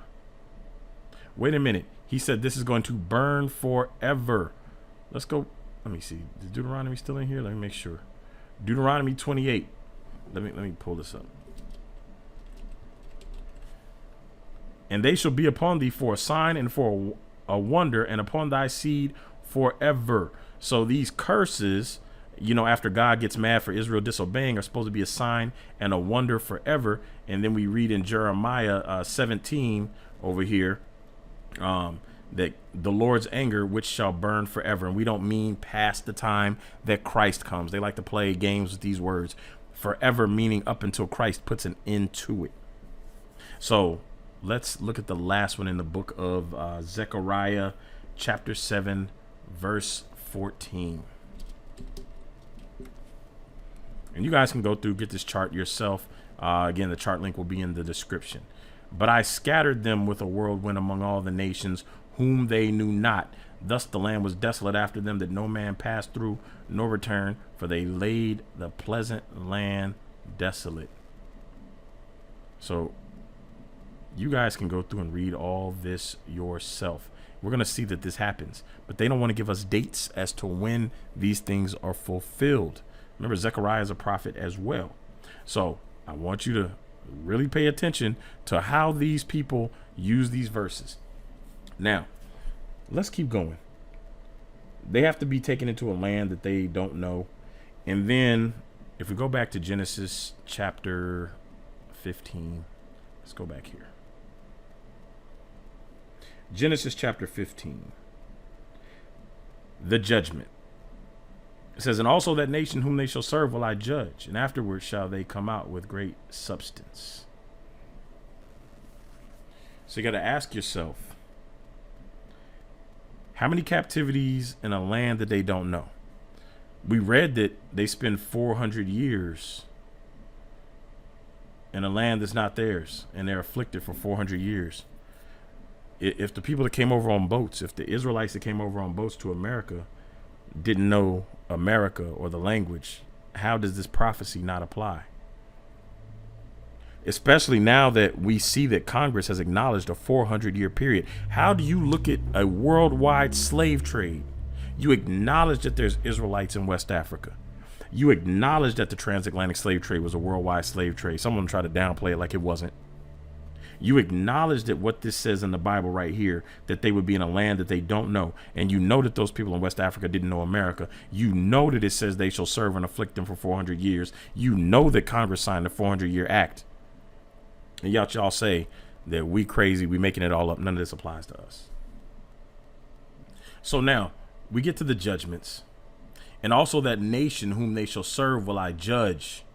So we're going to come back over to this chart. We're going to go down to number 33, I believe it is. The nations or Gentiles judged where Israel is scattered and enslaved. We just read this. Exodus 6:6. We know in the Exodus that Egypt was judged. So let's go right here to Deuteronomy chapter 30, verse 7. And we're going to see Deuteronomy 30, verse 7. Talks about the nations being judged. It says, and the Lord thy God will put all these curses upon thine enemies and on them that hate thee, which persecuted thee. So this is after Israel turns back. Let me read from verse 1. We're going to read from verse 1 through 7. And the reason I'm reading this part is because I want y'all to understand something that Berean's about to say. I'm gonna give Berean 2 shots of the medicine from the white bottle today. And this is because he chose these words. I didn't choose these words. He chose to get up on his platform and say this stuff. And it shall come to pass when all these things are come upon thee. It shall come to pass when all these things are come upon thee, the blessing and the curse which I have set before thee, that thou shalt call them to mind among the nations whither the Lord thy God hath driven thee. We know that's what's going on right now with the awakening. Black people everywhere scattered among the nations where the Lord drove them. Us, Israel, are calling them to mind among these nations, which is why you see the awakening happening all over the world. But they want you to believe it's something of the devil, and it's just affecting black people. The devil only cares about black people. The devil only wants to mislead black people. The devil wants to put black people into slavery. The devil wants to oppress black people. Now the devil wants to steal black people's souls and keep us going to hell. Okay, cool. Deuteronomy 30, verse 2. And shall return unto, let me see. So if these things come to mind, it says, and shall return unto the Lord thy God, and shall obey his voice according to all that I command thee this day, thou and thy children, with all thine heart and with all thy soul. So he's telling them to turn back. He says, if you do this, if you turn back. But wait a minute, I thought G-Con gets up on Berean's channel and say the covenant has been broken. And his favorite thing is, well, if you don't pay your T-Mobile bill and you break your contract and then you go pay it, no, that contract is null and void, has been broken. But right here, God is saying, if you break the contract and you remember this and you turn back and shall obey his voice according to all that I command thee this day, thou and thy children with all thy heart, with all thy soul, that then the Lord thy God will turn thy captivity. So he has made promises and have compassion upon thee, and will return and gather thee from all nations whither the Lord thy God hath scattered thee. That has not happened yet. Why? Because Israel has not turned back yet. Now they want to say that's camp doctrine, but I'm gonna give y'all 2 big old bottles to give them a dose with next time they say that nonsense. If any of thine be driven out to the outmost parts of the heaven, from thence will the Lord thy God gather thee, and from thence will he fetch thee. And the Lord thy God will bring thee into the land which thy fathers possessed, and thou shalt possess it, and he will do thee good and multiply thee above thy fathers. Let's keep going. And the Lord thy God will circumcise thine heart and the heart of thy seed, to love the Lord thy God with all thy heart, with all thy soul, that thou mayest live. Now remember, this is an addendum to the covenant. He's saying if you turn back, even if you mess up and you turn back, I'll still hold up my end of the bargain. They don't want to talk about that. And the Lord thy God will put these curses upon thine enemies and on them that hate thee, which persecuted thee. Y'all better be real careful about boasting against the natural branches. Some of y'all going to be in trouble. Because he said he's going to put the curses on the enemies and on them that hate Israel and persecuted Israel. Unless you can show me when that happened, that has not been fulfilled. And I know they're going to come up with some nonsense that don't fit, that don't actually fit the prophecies. And thou shalt return and obey the voice of the Lord and do all his commandments, which I commanded thee this day. I get it. Y'all got liberty to do whatever y'all want to. So the judgments, let's keep going. We're not going to look at all these. We have this in Joel 3. You guys can read that. It's mentioned again in Micah 5, Isaiah 11, Isaiah 41. You guys have it here. You guys can download this chart for free. But over here in Revelation 18, verses 4 through 6 and 13. Let's go to Revelation 18. We'll read that. The whole book of Revelation is judgment. They want to play dumb, like they don't understand what the day of the Lord is. A day with the Lord is 1,000 years, and 1,000 years is one day. It explains that, and then they talk about an event called the day of the Lord, and then we see 1,000-year reign of Christ, and they say, oh, wait, the 1,000-year reign, that don't have nothing to do with the day of the Lord. And then we have John saying, I was in the Spirit on the Lord's day in Greek, which is the equivalent to the day of the Lord in Hebrew, but they don't get it. It has nothing to do with each other. It's a coincidence. All this stuff is random information in the book. And we need to get an esoteric reinterpretation of it like the amillennialist view gives us. All right, we're going to read verses 4 through 6 and 13. And I heard another voice from heaven saying, come out of her, my people, that ye be not partakers of her sins, and that ye receive not of her plagues. For her sins have reached unto heaven, and God hath remembered her iniquities. Reward her even as she rewarded you, and double unto her double according to her works, in the cup which she hath filled to fill to her double. And then this is the curses being put on them. And we'll keep going. How much she hath glorified herself and lived deliciously, so much torment and sorrow give her. For she saith in her heart, I sit a queen, and am no widow, and shall see no sorrow. Therefore shall her plagues come in one day, death and mourning and famine, and she shall be utterly burned with fire. For strong is the Lord God who judgeth her. When he says come out of her, my people, is he talking to Israel, or is he talking to the church? Let's go down to verse 13. Let me see. Now, this is talking about what's in this Babylon they're talking about. We're going to come back to Babylon because there are some European preachers who believe Babylon is America. And they'll say, which is it? Is it Egypt or is it Babylon? Like almost taunting, boasting against the natural branches as if we're stupid. And yet, you will see Europeans that teach that it is both Egypt and Babylon here in America. We also see in Revelation that Jerusalem is called spiritual Sodom and spiritual Egypt. It's referred to as two different cities. And yet they act like America can't be both Babylon and Egypt, but Jerusalem can be both Sodom and Egypt. So anyway, verse 13, and cinnamon, this is what's in Babylon, and odors or future Babylon, and ointments and frankincense and wine and oil and fine flour and wheat and beast and sheep and horses and chariots and slaves and souls of men.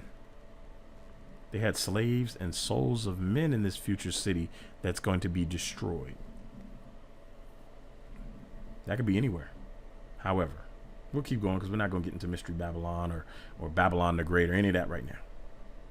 So now if we go back to the book of Genesis, so we've talked about judgments. Let's just look at some stuff real quick since we did talk about judgments. Let's go here. A timeline of the that thing we don't talk about. That thing that'll get us flagged.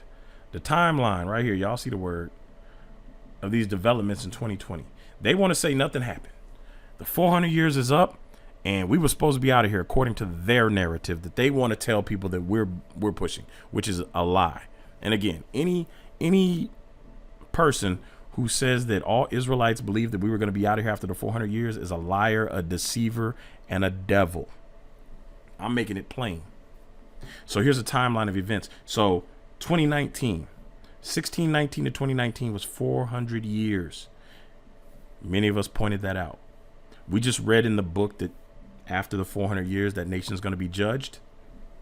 And so let's just look at a timeline of some of the events. January 9th. So this is right after 2019. Some Israelites said it was going to happen in August. Some people believe that's when the 400 years ended, was in August. And some of those Israelites were teaching that we'd be up out of here, but not every Israelite was teaching that. But they want to run with that narrative. So January 9th, 9 days after the end of the year, after 2019, after the year of return and all that stuff going on with Ghana.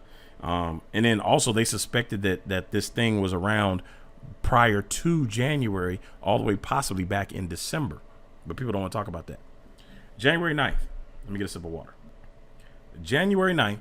At this point, the World Health Organization still has doubts about the roots of what will become, that thing, noting that a spate of pneumonia-like cases in Wuhan could have stemmed from There are 59 cases so far, and travel precautions are already at the forefront of experts' concerns.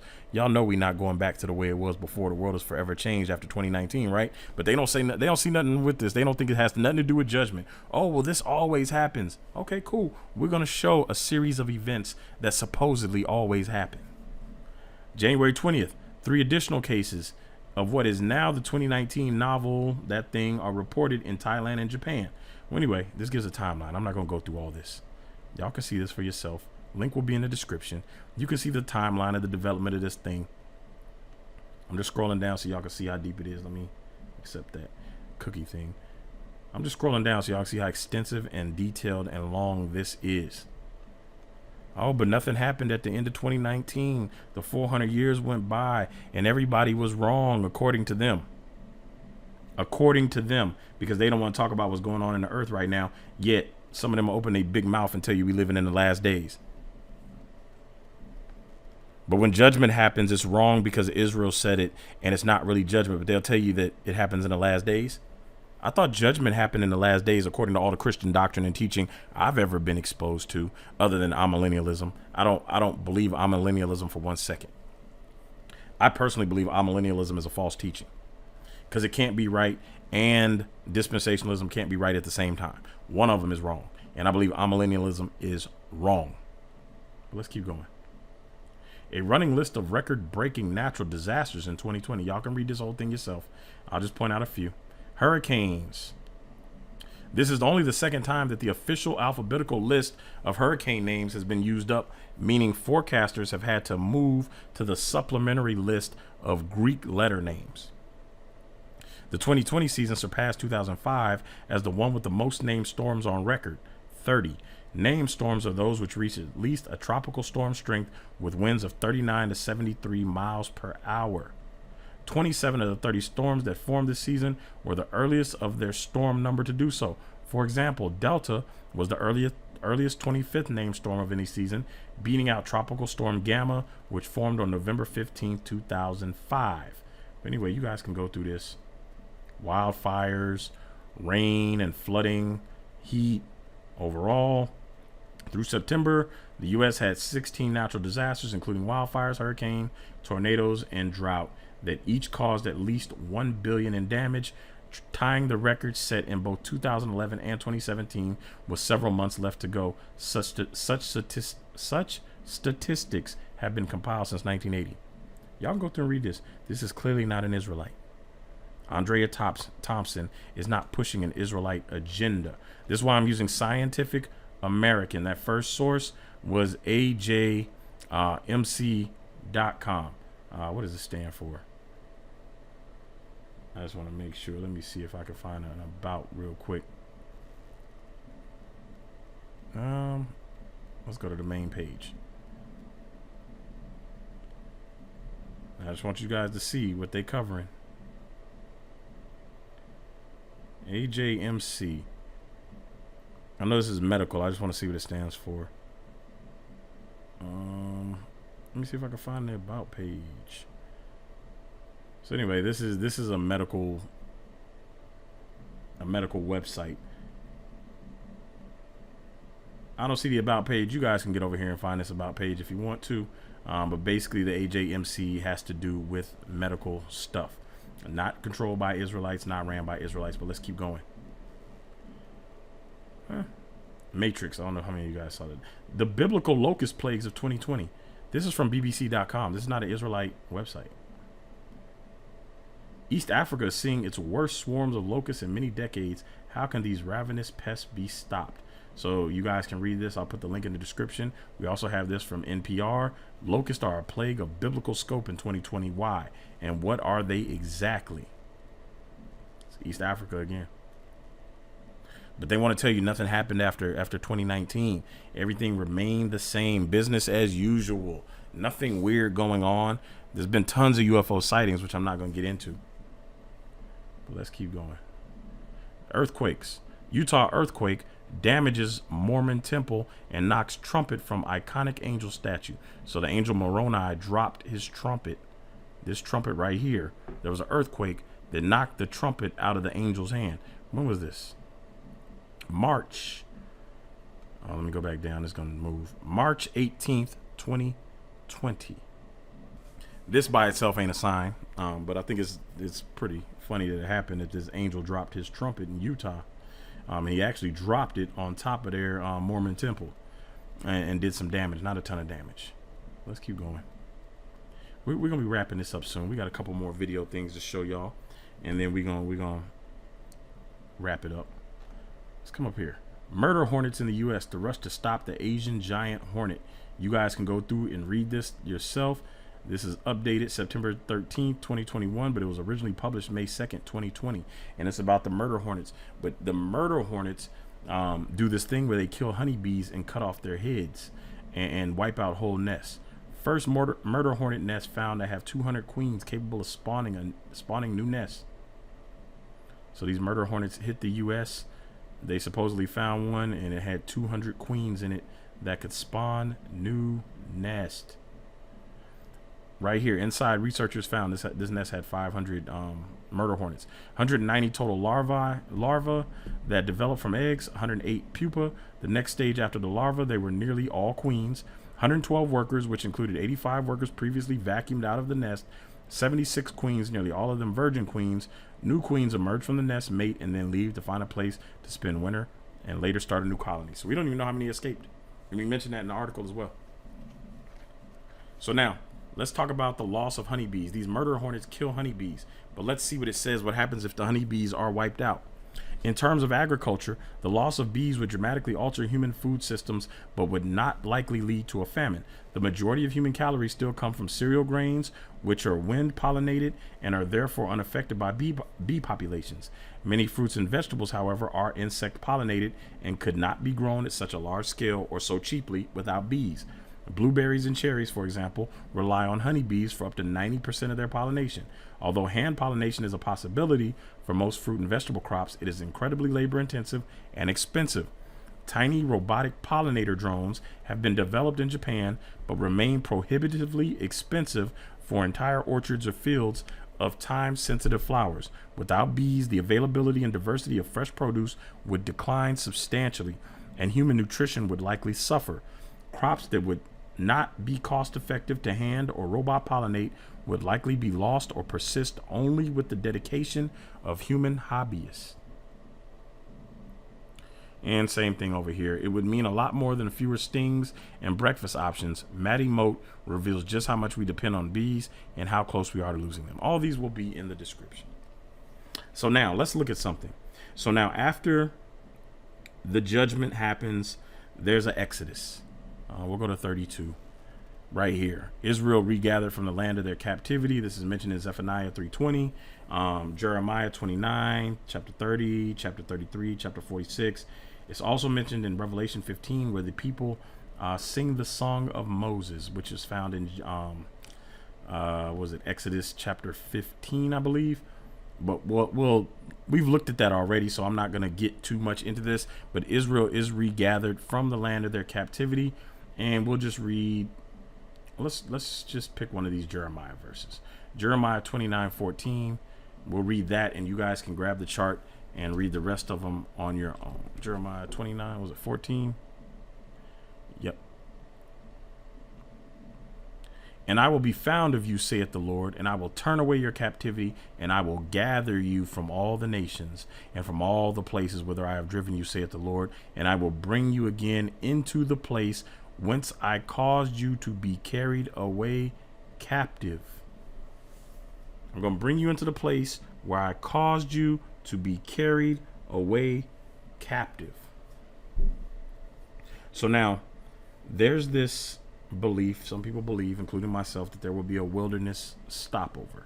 And I'm going to show you guys where that's from. Go to Exodus chapter 5 real quick. We'll go to verses 1. Now, we're talking about the parallels. Remember, don't forget, we're talking about parallels between Egypt and the United States. It says, afterward, Moses and Aaron went in and told Pharaoh, thus saith the Lord God of Israel, let my people go, that they may hold a feast unto me in the wilderness. So after they have been slaves, there's a judgment, and then there's an exodus. And then from the exodus, they end up in the wilderness. This is why we hear the story of them wandering around the wilderness. And then from the wilderness, they end up in the land. There is a pattern of events. There's an order of events. I'm saying that on purpose. So now let's look at Exodus 7:16. 7:16. And thou shalt say unto him, the Lord God of the Hebrews hath sent me unto thee, saying, let my people go, that we may serve him in the wilderness. And behold, hitherto thou wouldest not hear. So again, they want to leave so they can go to the wilderness. So let's wrap this up with Ezekiel, not the whole study, this wilderness thing with Ezekiel chapter 20. This is why many people believe that after the Exodus, so there's a 400-year servitude, a judgment. I don't know how long the judgment lasts. I'm not putting years on it. In the Christian church, I was taught that it was a 7-year judgment broken into the tribulation and the great tribulation. 3.5 years of tribulation, 3.5 years of great tribulation. That's what I was taught when I was more active in the Christian church. So I don't know how long the judgment is going to be, if it's exactly 7 years, more or less. But I know there's a judgment after the 400 years because the Bible says so. We read it in the Bible. It says so. So Ezekiel chapter 20, we go down to verse 35. And I will bring you into the wilderness of the people, and there I will plead with you face to face. Hold on, let me go back to verse. Let me right here. God will restore Israel to her land. Now, let me read it in order. So in the Exodus, servitude, judgment, Exodus, wilderness, then the land. Same thing I teach about what's happening here. As I live, saith the Lord God, surely with a mighty hand and with a stretched out arm and with fury poured out will I rule over you. And I will bring you out from the people and will gather you out of the countries wherein you were scattered with a mighty hand and with a stretched out arm and with fury poured out. If that ain't the book of Revelation, then I don't know what's going on in Revelation. And I will bring you into the wilderness of the people, and there will I plead with you face to face, like as I pleaded with your fathers in the wilderness. So after he gathers them out of the countries where they were scattered, he's going to bring them into the wilderness of the people. If anybody tells you this has been fulfilled, ask them when and where and tell them to show you the receipts. Like as I pleaded with your fathers in the wilderness of the land of Egypt, so will I plead with you, saith the Lord God. And I will cause you to pass under the rod, and I will bring you into the bond of the covenant. And I will purge out from among you the rebels and them that transgress against me. I will bring them forth out of the country where they sojourn, and they shall not enter into the land of Israel, and you shall know that I am the Lord. What happened to Moses? Moses didn't enter the land because Moses was disobedient. And so in that regard, Moses becomes an example for this prophecy laid out in Ezekiel. When we get to prophecies like this, they want to act like the prophets ain't no longer prophets. They want to say, oh, well, how does this apply to their time? Well, this didn't happen in their time. So he's going to bring them out, the people that are scattered into all the countries, and he's going to bring them to the wilderness. He's going to plead with them there. Then he's going to get rid of the rebels right here. I will purge out from among you the rebels and them that transgress against me. I will bring them forth out of the country where they sojourn, and they shall not enter into the land of Israel. Meaning somebody is going to enter into the land of Israel, and that yet they want to tell you it's not about the land of Israel. Those promises are no longer valid. They're all null and void. So now we see that. So let's go down to right here. They shall not enter into the land of Israel. And let's go to number 45 on the chart. We see that there's promises, the land, heritage restored to Israel. We see that in the book of Deuteronomy. We see this in the book of Psalms, Isaiah, Ezekiel. Let's keep going. Where else? Jeremiah, and the book of Revelation. Let's go to Ezekiel 36, 33 through 35. We'll just pick one random. You guys can get the chart again for free and download it and, you know, read it yourself and do all the cross-referencing. And they shall say, this land that was desolate has become like the Garden of Eden, and the waste and desolate and ruined cities are become fenced, and they are inhabited. So the land is going to be inhabited. The ruined cities are going to be fenced. But yeah, you guys go through all these. Go through all of these yourself. Don't take my word for it. Check all of these references. It's why I wrote them here, not to prove that Israel's black, but to show where all these instances of prophetic things are mentioned in scripture. And so if they're going to say that this one's been fulfilled, then they need to explain this one and each of these and these and these and all of these.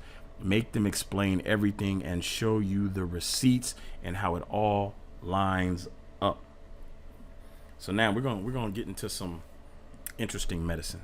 So now Berean made a comment. So they previously, before the video clips I showed you of Berean and Jada Producer talking and taking things out of context, they had read, well, they played a clip of me reading number 46, Israel must repent to be delivered from slavery, and I read some of these verses. And then number 49, Israel has the power to contact the Most High. I read this. Now, what you're about to hear from Berean are his comments. Now, after he don't let them speak, he's going to come back and lie on me. He's going to come back and lie on me. I'm going to say it one more time. He's going to come back and lie on me. And I'm going to point something out. Because now Berean is about to get 2 doses of medicine from them big white bottles after I let him tell his lie. But I want y'all to hear this. Let me see where I need to stop it at. I know where to stop it. I just want y'all to hear Berean lie on me. I'm going to point the lie out. It's not speaking to 400 years of slavery. It's just but this is my 400 years being here. But y'all do see, I want to know if all you Christians in here see why they got to lift up Israel. They got to lift up and preach. You got to keep the law, statutes, and commandments. Dante said that we could call Israel, not me and these ignorant Africans, but Israel can call back Messiah. Now you heard him. He said, Dante said. Now right here, he's going to be telling the truth and he's about to lie. That they can, I guess they can hasten his coming. I don't want to take nobody's words out of, they can. See, it has nothing to do with hastening his coming. I'm about to show y'all why I'm about to do the big bottle of medicine. Hold on. Before I get to that big bottle of medicine, there's another bottle of medicine I want to pour out first. Let me touch on something before we get to that, because I think this is pertinent when we're talking about the order of events. Before we get to Berean, I know y'all want to see that. Before we get to Berean, y'all hit that thumbs up. Hit that thumbs up, please. If you're enjoying this, press 1 in the chat. Make sure y'all subscribe. We're gonna come over here to the 11-minute mark. 11-minute. I will put it right there. So we're gonna. I want to point out something. Why I'm pointing out these order of events that I did: the 400 years, the harsh bondage, the killing of the males, the judgment, the Exodus, the wilderness, and then back to the land. The order of events. Listen to this. But understand how it works. Okay, keep going on the Egypt thing, because this is interesting. As you said, I mean, it kind of developed from there. Everything you see in that pattern in the book of Exodus, you see it taking shape, which would then bring us to this point. The next thing that happens after the tax masters, after the hard labor and aborting the babies, making them serve with rigor, and the abortion of the babies, etc., what's eventually going to happen? We're going to have plagues are going to be poured out. Why? Oh, we're going to have plagues. Let me just let it play. Wow. Because so true. Because number one, all those things happen. You know, we need to keep in mind God allowed that king to come to power. He allowed it because God raises up, he brings down. So he allowed that to happen. Why did he allow it to happen? Here's one reason. Because his people Israel had become so assimilated into Egyptian culture They had become so mixed with what the Egyptians thought was important to serving their gods that if he had allowed them to continue that way, eventually his people would have assimilated into Egypt and Israel would have disappeared. They would have. Now, y'all listen to people. He talking about Israel assimilating into Egyptian culture. Now, if y'all listen to some of these people talk, oh, Christmas is just American culture. They're assimilating. Easter is just American culture. They are assimilating into this other culture. And he's pointing out that God had to intervene before these people assimilated fully into the American culture or to the Egyptian culture. But we see that here in the black church. They are fully assimilating into American culture. They will defend stuff that ain't in the Bible. They defend that Christmas tree so hard that ain't even biblical. They always talk about biblical and preaching Christ. Put down the Christmas tree and preach Christ. Stop putting the Christmas tree over Christ. Stop putting the Easter bunny, the eggs, the magic elves, the flying reindeer, the mistletoe, the wreath, all that stuff. Stop putting it over Christ and preach Christ. Don't preach to me no Christmas tree, no Christmas, no Easter. Don't preach none of that to me. Don't try to justify it or nothing if it ain't in the book. Don't make Christmas your doctrine. Don't make Easter your doctrine. You know, the kind of stuff they say to us. Never come out of their They bondage. would have never Absolutely. they would have never come out, never fulfilled God's purpose for them. He can't allow that to happen. So let's compare that to today. You know, you said something that I believe it was in the previous program, words to this effect.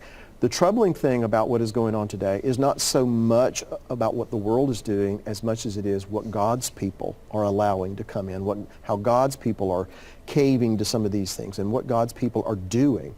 And so that's kind of what was going on in Egypt in a way of speaking. So he allows that king to arise to do what? In a sense, remind them who they are. Oh, wait.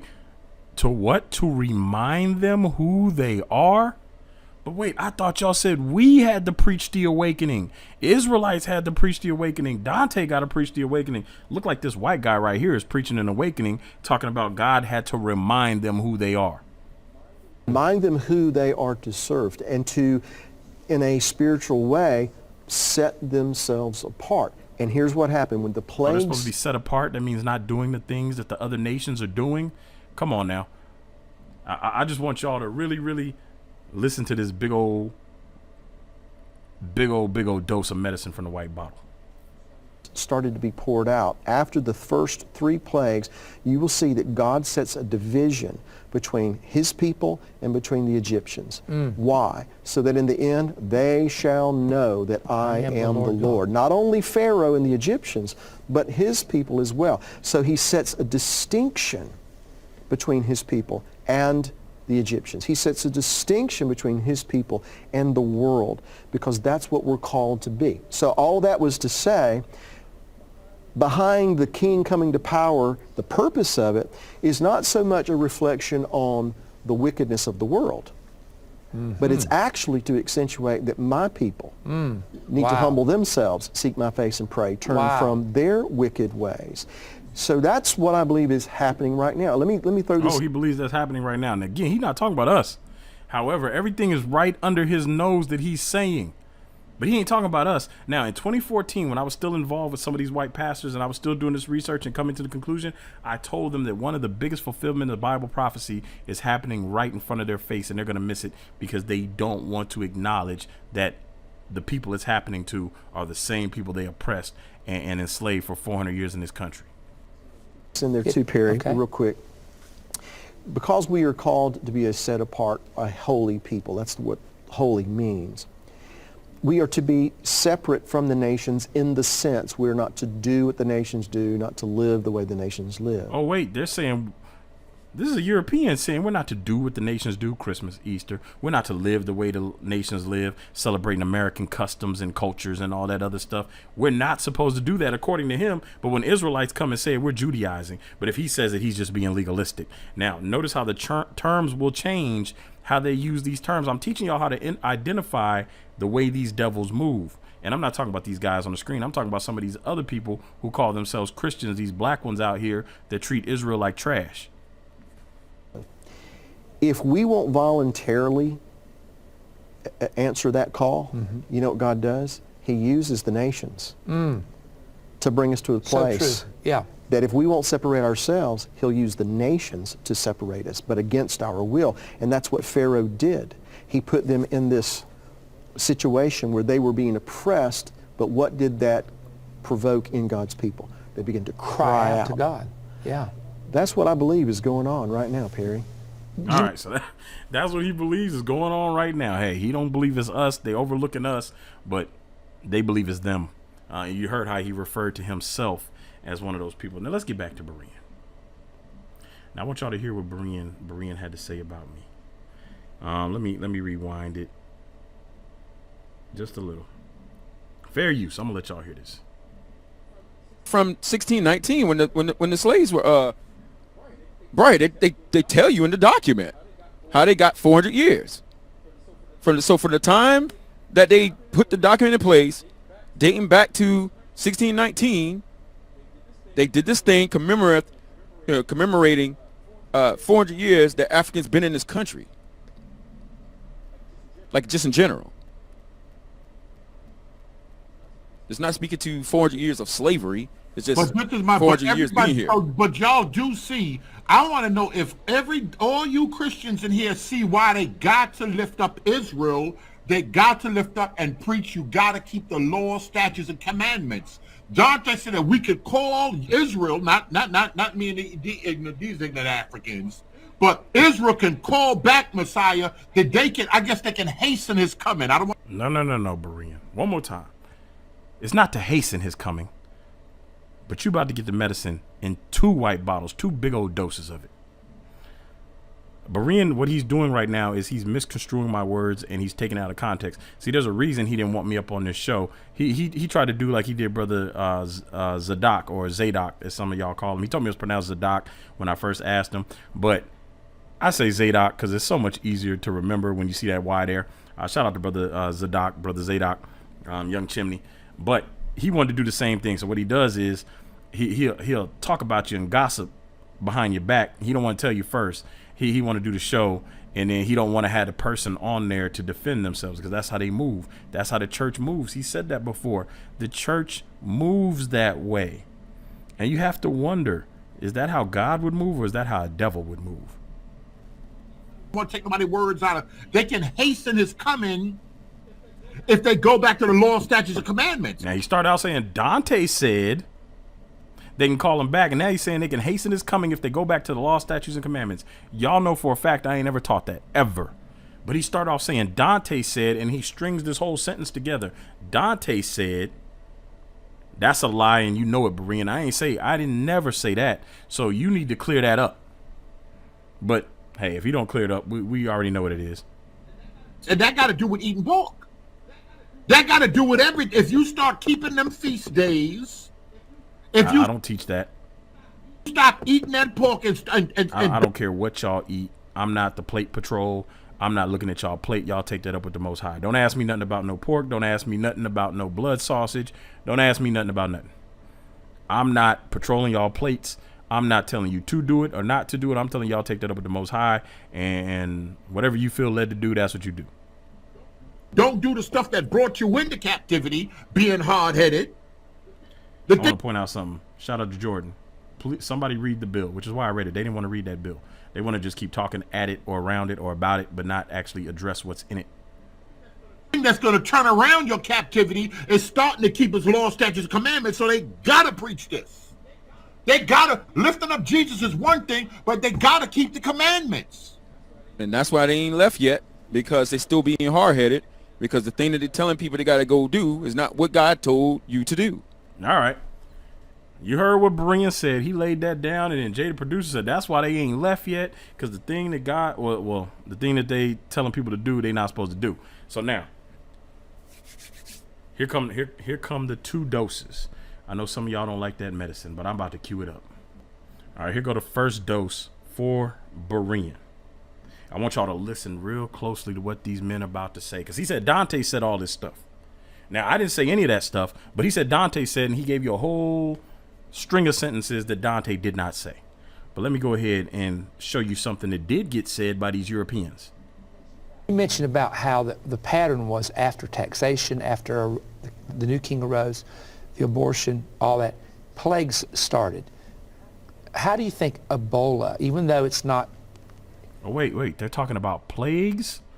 There's a reason I read about that thing that hit the earth in 2020 that had us all on lockdown. Because see, now they're about to start talking about plagues. At that time, it was Ebola when Obama was in office. But we're looking at something right now. So they're putting together the same patterns we are. And they're using the Old Testament. I showed y'all this bottle before, but Berean about to get a dose right here. A big old healthy dose of this medicine from this white bottle. You know, been rampant the way people were afraid it was going to be. The fact that it just got to our shores, does that say anything? It does to me. I mean, we've known about Ebola at least since 1976. People have been going to Africa from America all those years to help these people, and rightfully so.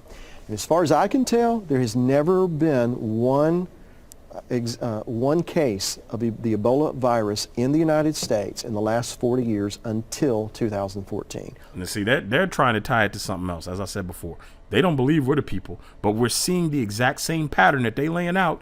Israelites been talking about, but Alton Johnson, the deceiver, and Berean lets Alton Johnson have a voice on his platform. Alton Johnson is a moderator on his platform. This deceiver is saying this is One West doctrine, and yet we hear the Europeans teaching it right here. This is how we know that they are liars, deceivers, and devils. And I'm not talking about the Europeans because they want to say that we're talking, you know, we're racist against white people and white people are devils. No, I'm talking about you black devils over there. You lying black devils. Ain't that Berean called us? You lying black devils over there on Berean TV. Why? Something else that comes to mind, and some people say, well, I don't see the connection. Well, I'm sorry, in my mind I do. Just in this last year in 2014, we had a man that jumped over the fence of the White House. All right, people do that all the time.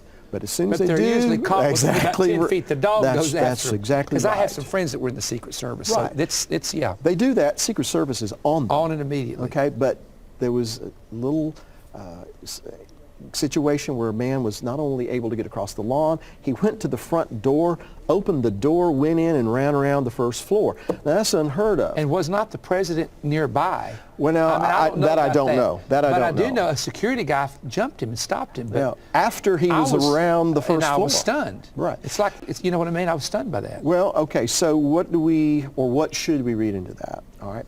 It's not water being turned to blood. It's not frogs in your bed. But like a hedge is down. Exactly. It's like God is saying the hedge is coming down. And if the hedge comes down, that means there are other things that are going to be coming. And all of this is found in the patterns of Scripture. And if you don't look at the Old Testament as anything other than a history, you're never going to see it. But it is a living... If you don't look at the Old Testament as anything other than history, you're never going to see it. Breathing word. It's prophetic, and it speaks to us today. And so just to kind of sum this up, prophetic, living, breathing, and speaks to us today. The patterns that we see in Egypt and these others that we see as well, that we've talked about, but the patterns that we see in Egypt, to me, they speak as closely as anything does to where America is right now, and more specifically where God's people in America are. God's people in America? What? Again, he's overlooking the obvious group, but he believed, I'm telling y'all just keep listening. He teaching that leaky camp doctrine. I know what this is. These Europeans got a hold of some of that camp doctrine, and now these European Christians out here teaching leaky camp doctrine. And what God is taking us to. Okay, let me ask you this in about 4 minutes left. I know what the answer is, but what is the answer for God's people? What do we have to do? Voting is a part of it. You know, we always try to vote the right people, but who's the right person? I mean, you know, people can lie. They lie all the time to get in. Well, but let's go beyond just the voting part of everybody being active, voting who you feel is the right person.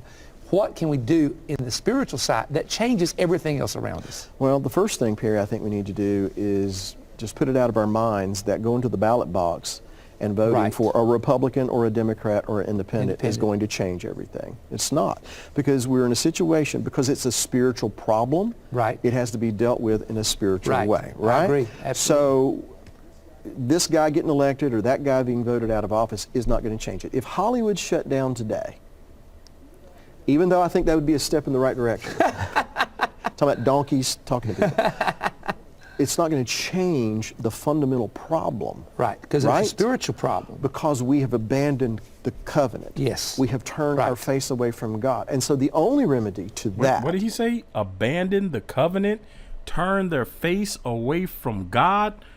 He's starting to sound like an Israelite. He's starting to sound like one of them campers out there. Let me keep going. He preaching leaky camp doctrine. is when God's people, not necessarily those people out in the world, but when God's people, because it doesn't say if those people who don't know who I am, or those people who Would get deny right that with I me. even Yeah, would exist. get right with me. It doesn't say that. It says, if my people. And so if God turns his face away, as he said, and we bring this out in the book, the only remedy is to turn our face back toward him.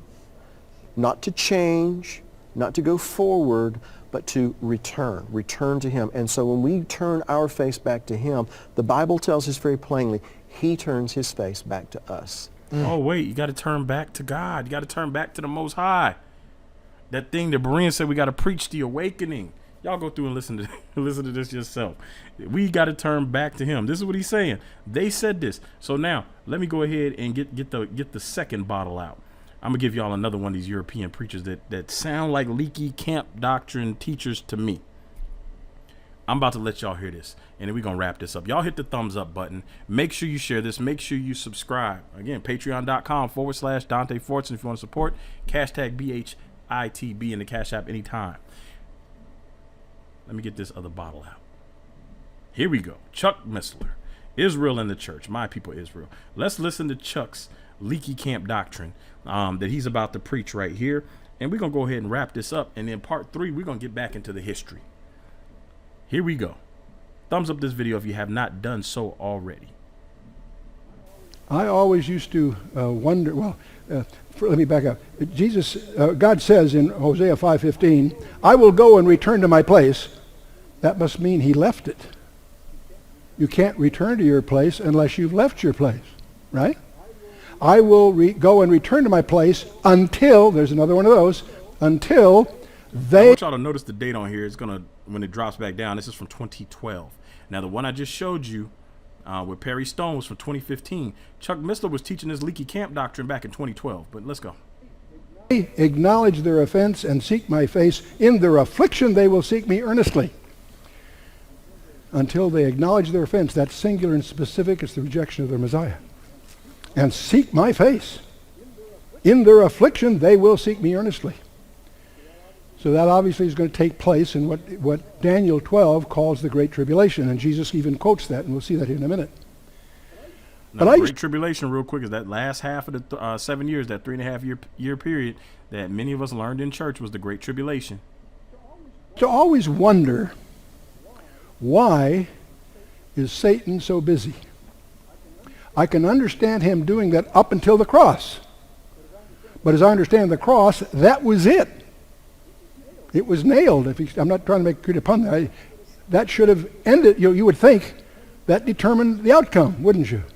Why then is he so busy, especially harassing Israel and specifically the believers in Israel? Oh, why is he busy harassing Israel and specifically the believers in Israel? I don't know. Let's ask one of them devils. Why is the devil busy harassing Israel and the believers in Israel? Any of you devils on Berean's channel, free to answer that question. Any of you devils over there. Why? And this verse clarified it to me, because there is no prerequisite condition for the harpazo. The harpazo is the Greek word for snatching away, or the word they refer to as the rapture. He said there's no precondition for the rapture, but listen to what he's about to say. But there is a prerequisite condition for the second coming of Christ. And that is for Israel to petition him. The prerequisite condition is for Israel to petition Christ? Didn't you hear Berean say that Dante said that Israel can call him back to hasten the coming? No, I wasn't talking about hastening the coming. In fact, I was introduced to this idea by Chuck Missler, which is where I got it from. So when Berean says we have to teach the awakening, we have to push the awakening, Berean didn't even realize that I'm teaching something that I learned from a European Christian prior to 2012. But anyway, we're gonna keep going, because this is put out in 2012, but I had already heard this prior to 2012. And I had already looked into this, and this is why I had the scriptures. But Berean didn't want to give you that part. He would rather paint a false narrative and lie and start talking about me pushing the law and eating pork and all that nonsense. And that's what Hosea 6 is all about. Here he says, I will go and return to my place until they acknowledge their offense and seek my face. In their affliction, they will seek me earnestly. That's the prerequisite. He has to be invited. And it's my suspicion, I don't want to teach this, it's my suspicion that that's Satan's strategy. If he can wipe out the believing remnant, that he can thwart the plan of God. That's why he's so intense in that direction. Oh, wow, look. Israel has to invite back the Messiah, according to a European Christian. And the other European Christian said Israel has to turn back. His people have to turn back. We're going to leave it right there. I hope Berean enjoyed them 2 big old bottles of European medicine I got for him. So next time, Berean, don't take me out of context. Don't add words to what I'm saying. If you don't know where I got it from, don't say we have to teach the awakening, because I wasn't teaching the awakening in 2012 at all. I hadn't even begun to study this subject about black people being Israel in 2012. Everybody knows my story. I didn't really start to teach this. I started digging into it in 2014. It wasn't until 2015 that I started to really acknowledge everything and put up Black History in the Bible and started to teach everything, not everything that I'm teaching now, but started to teach on this subject.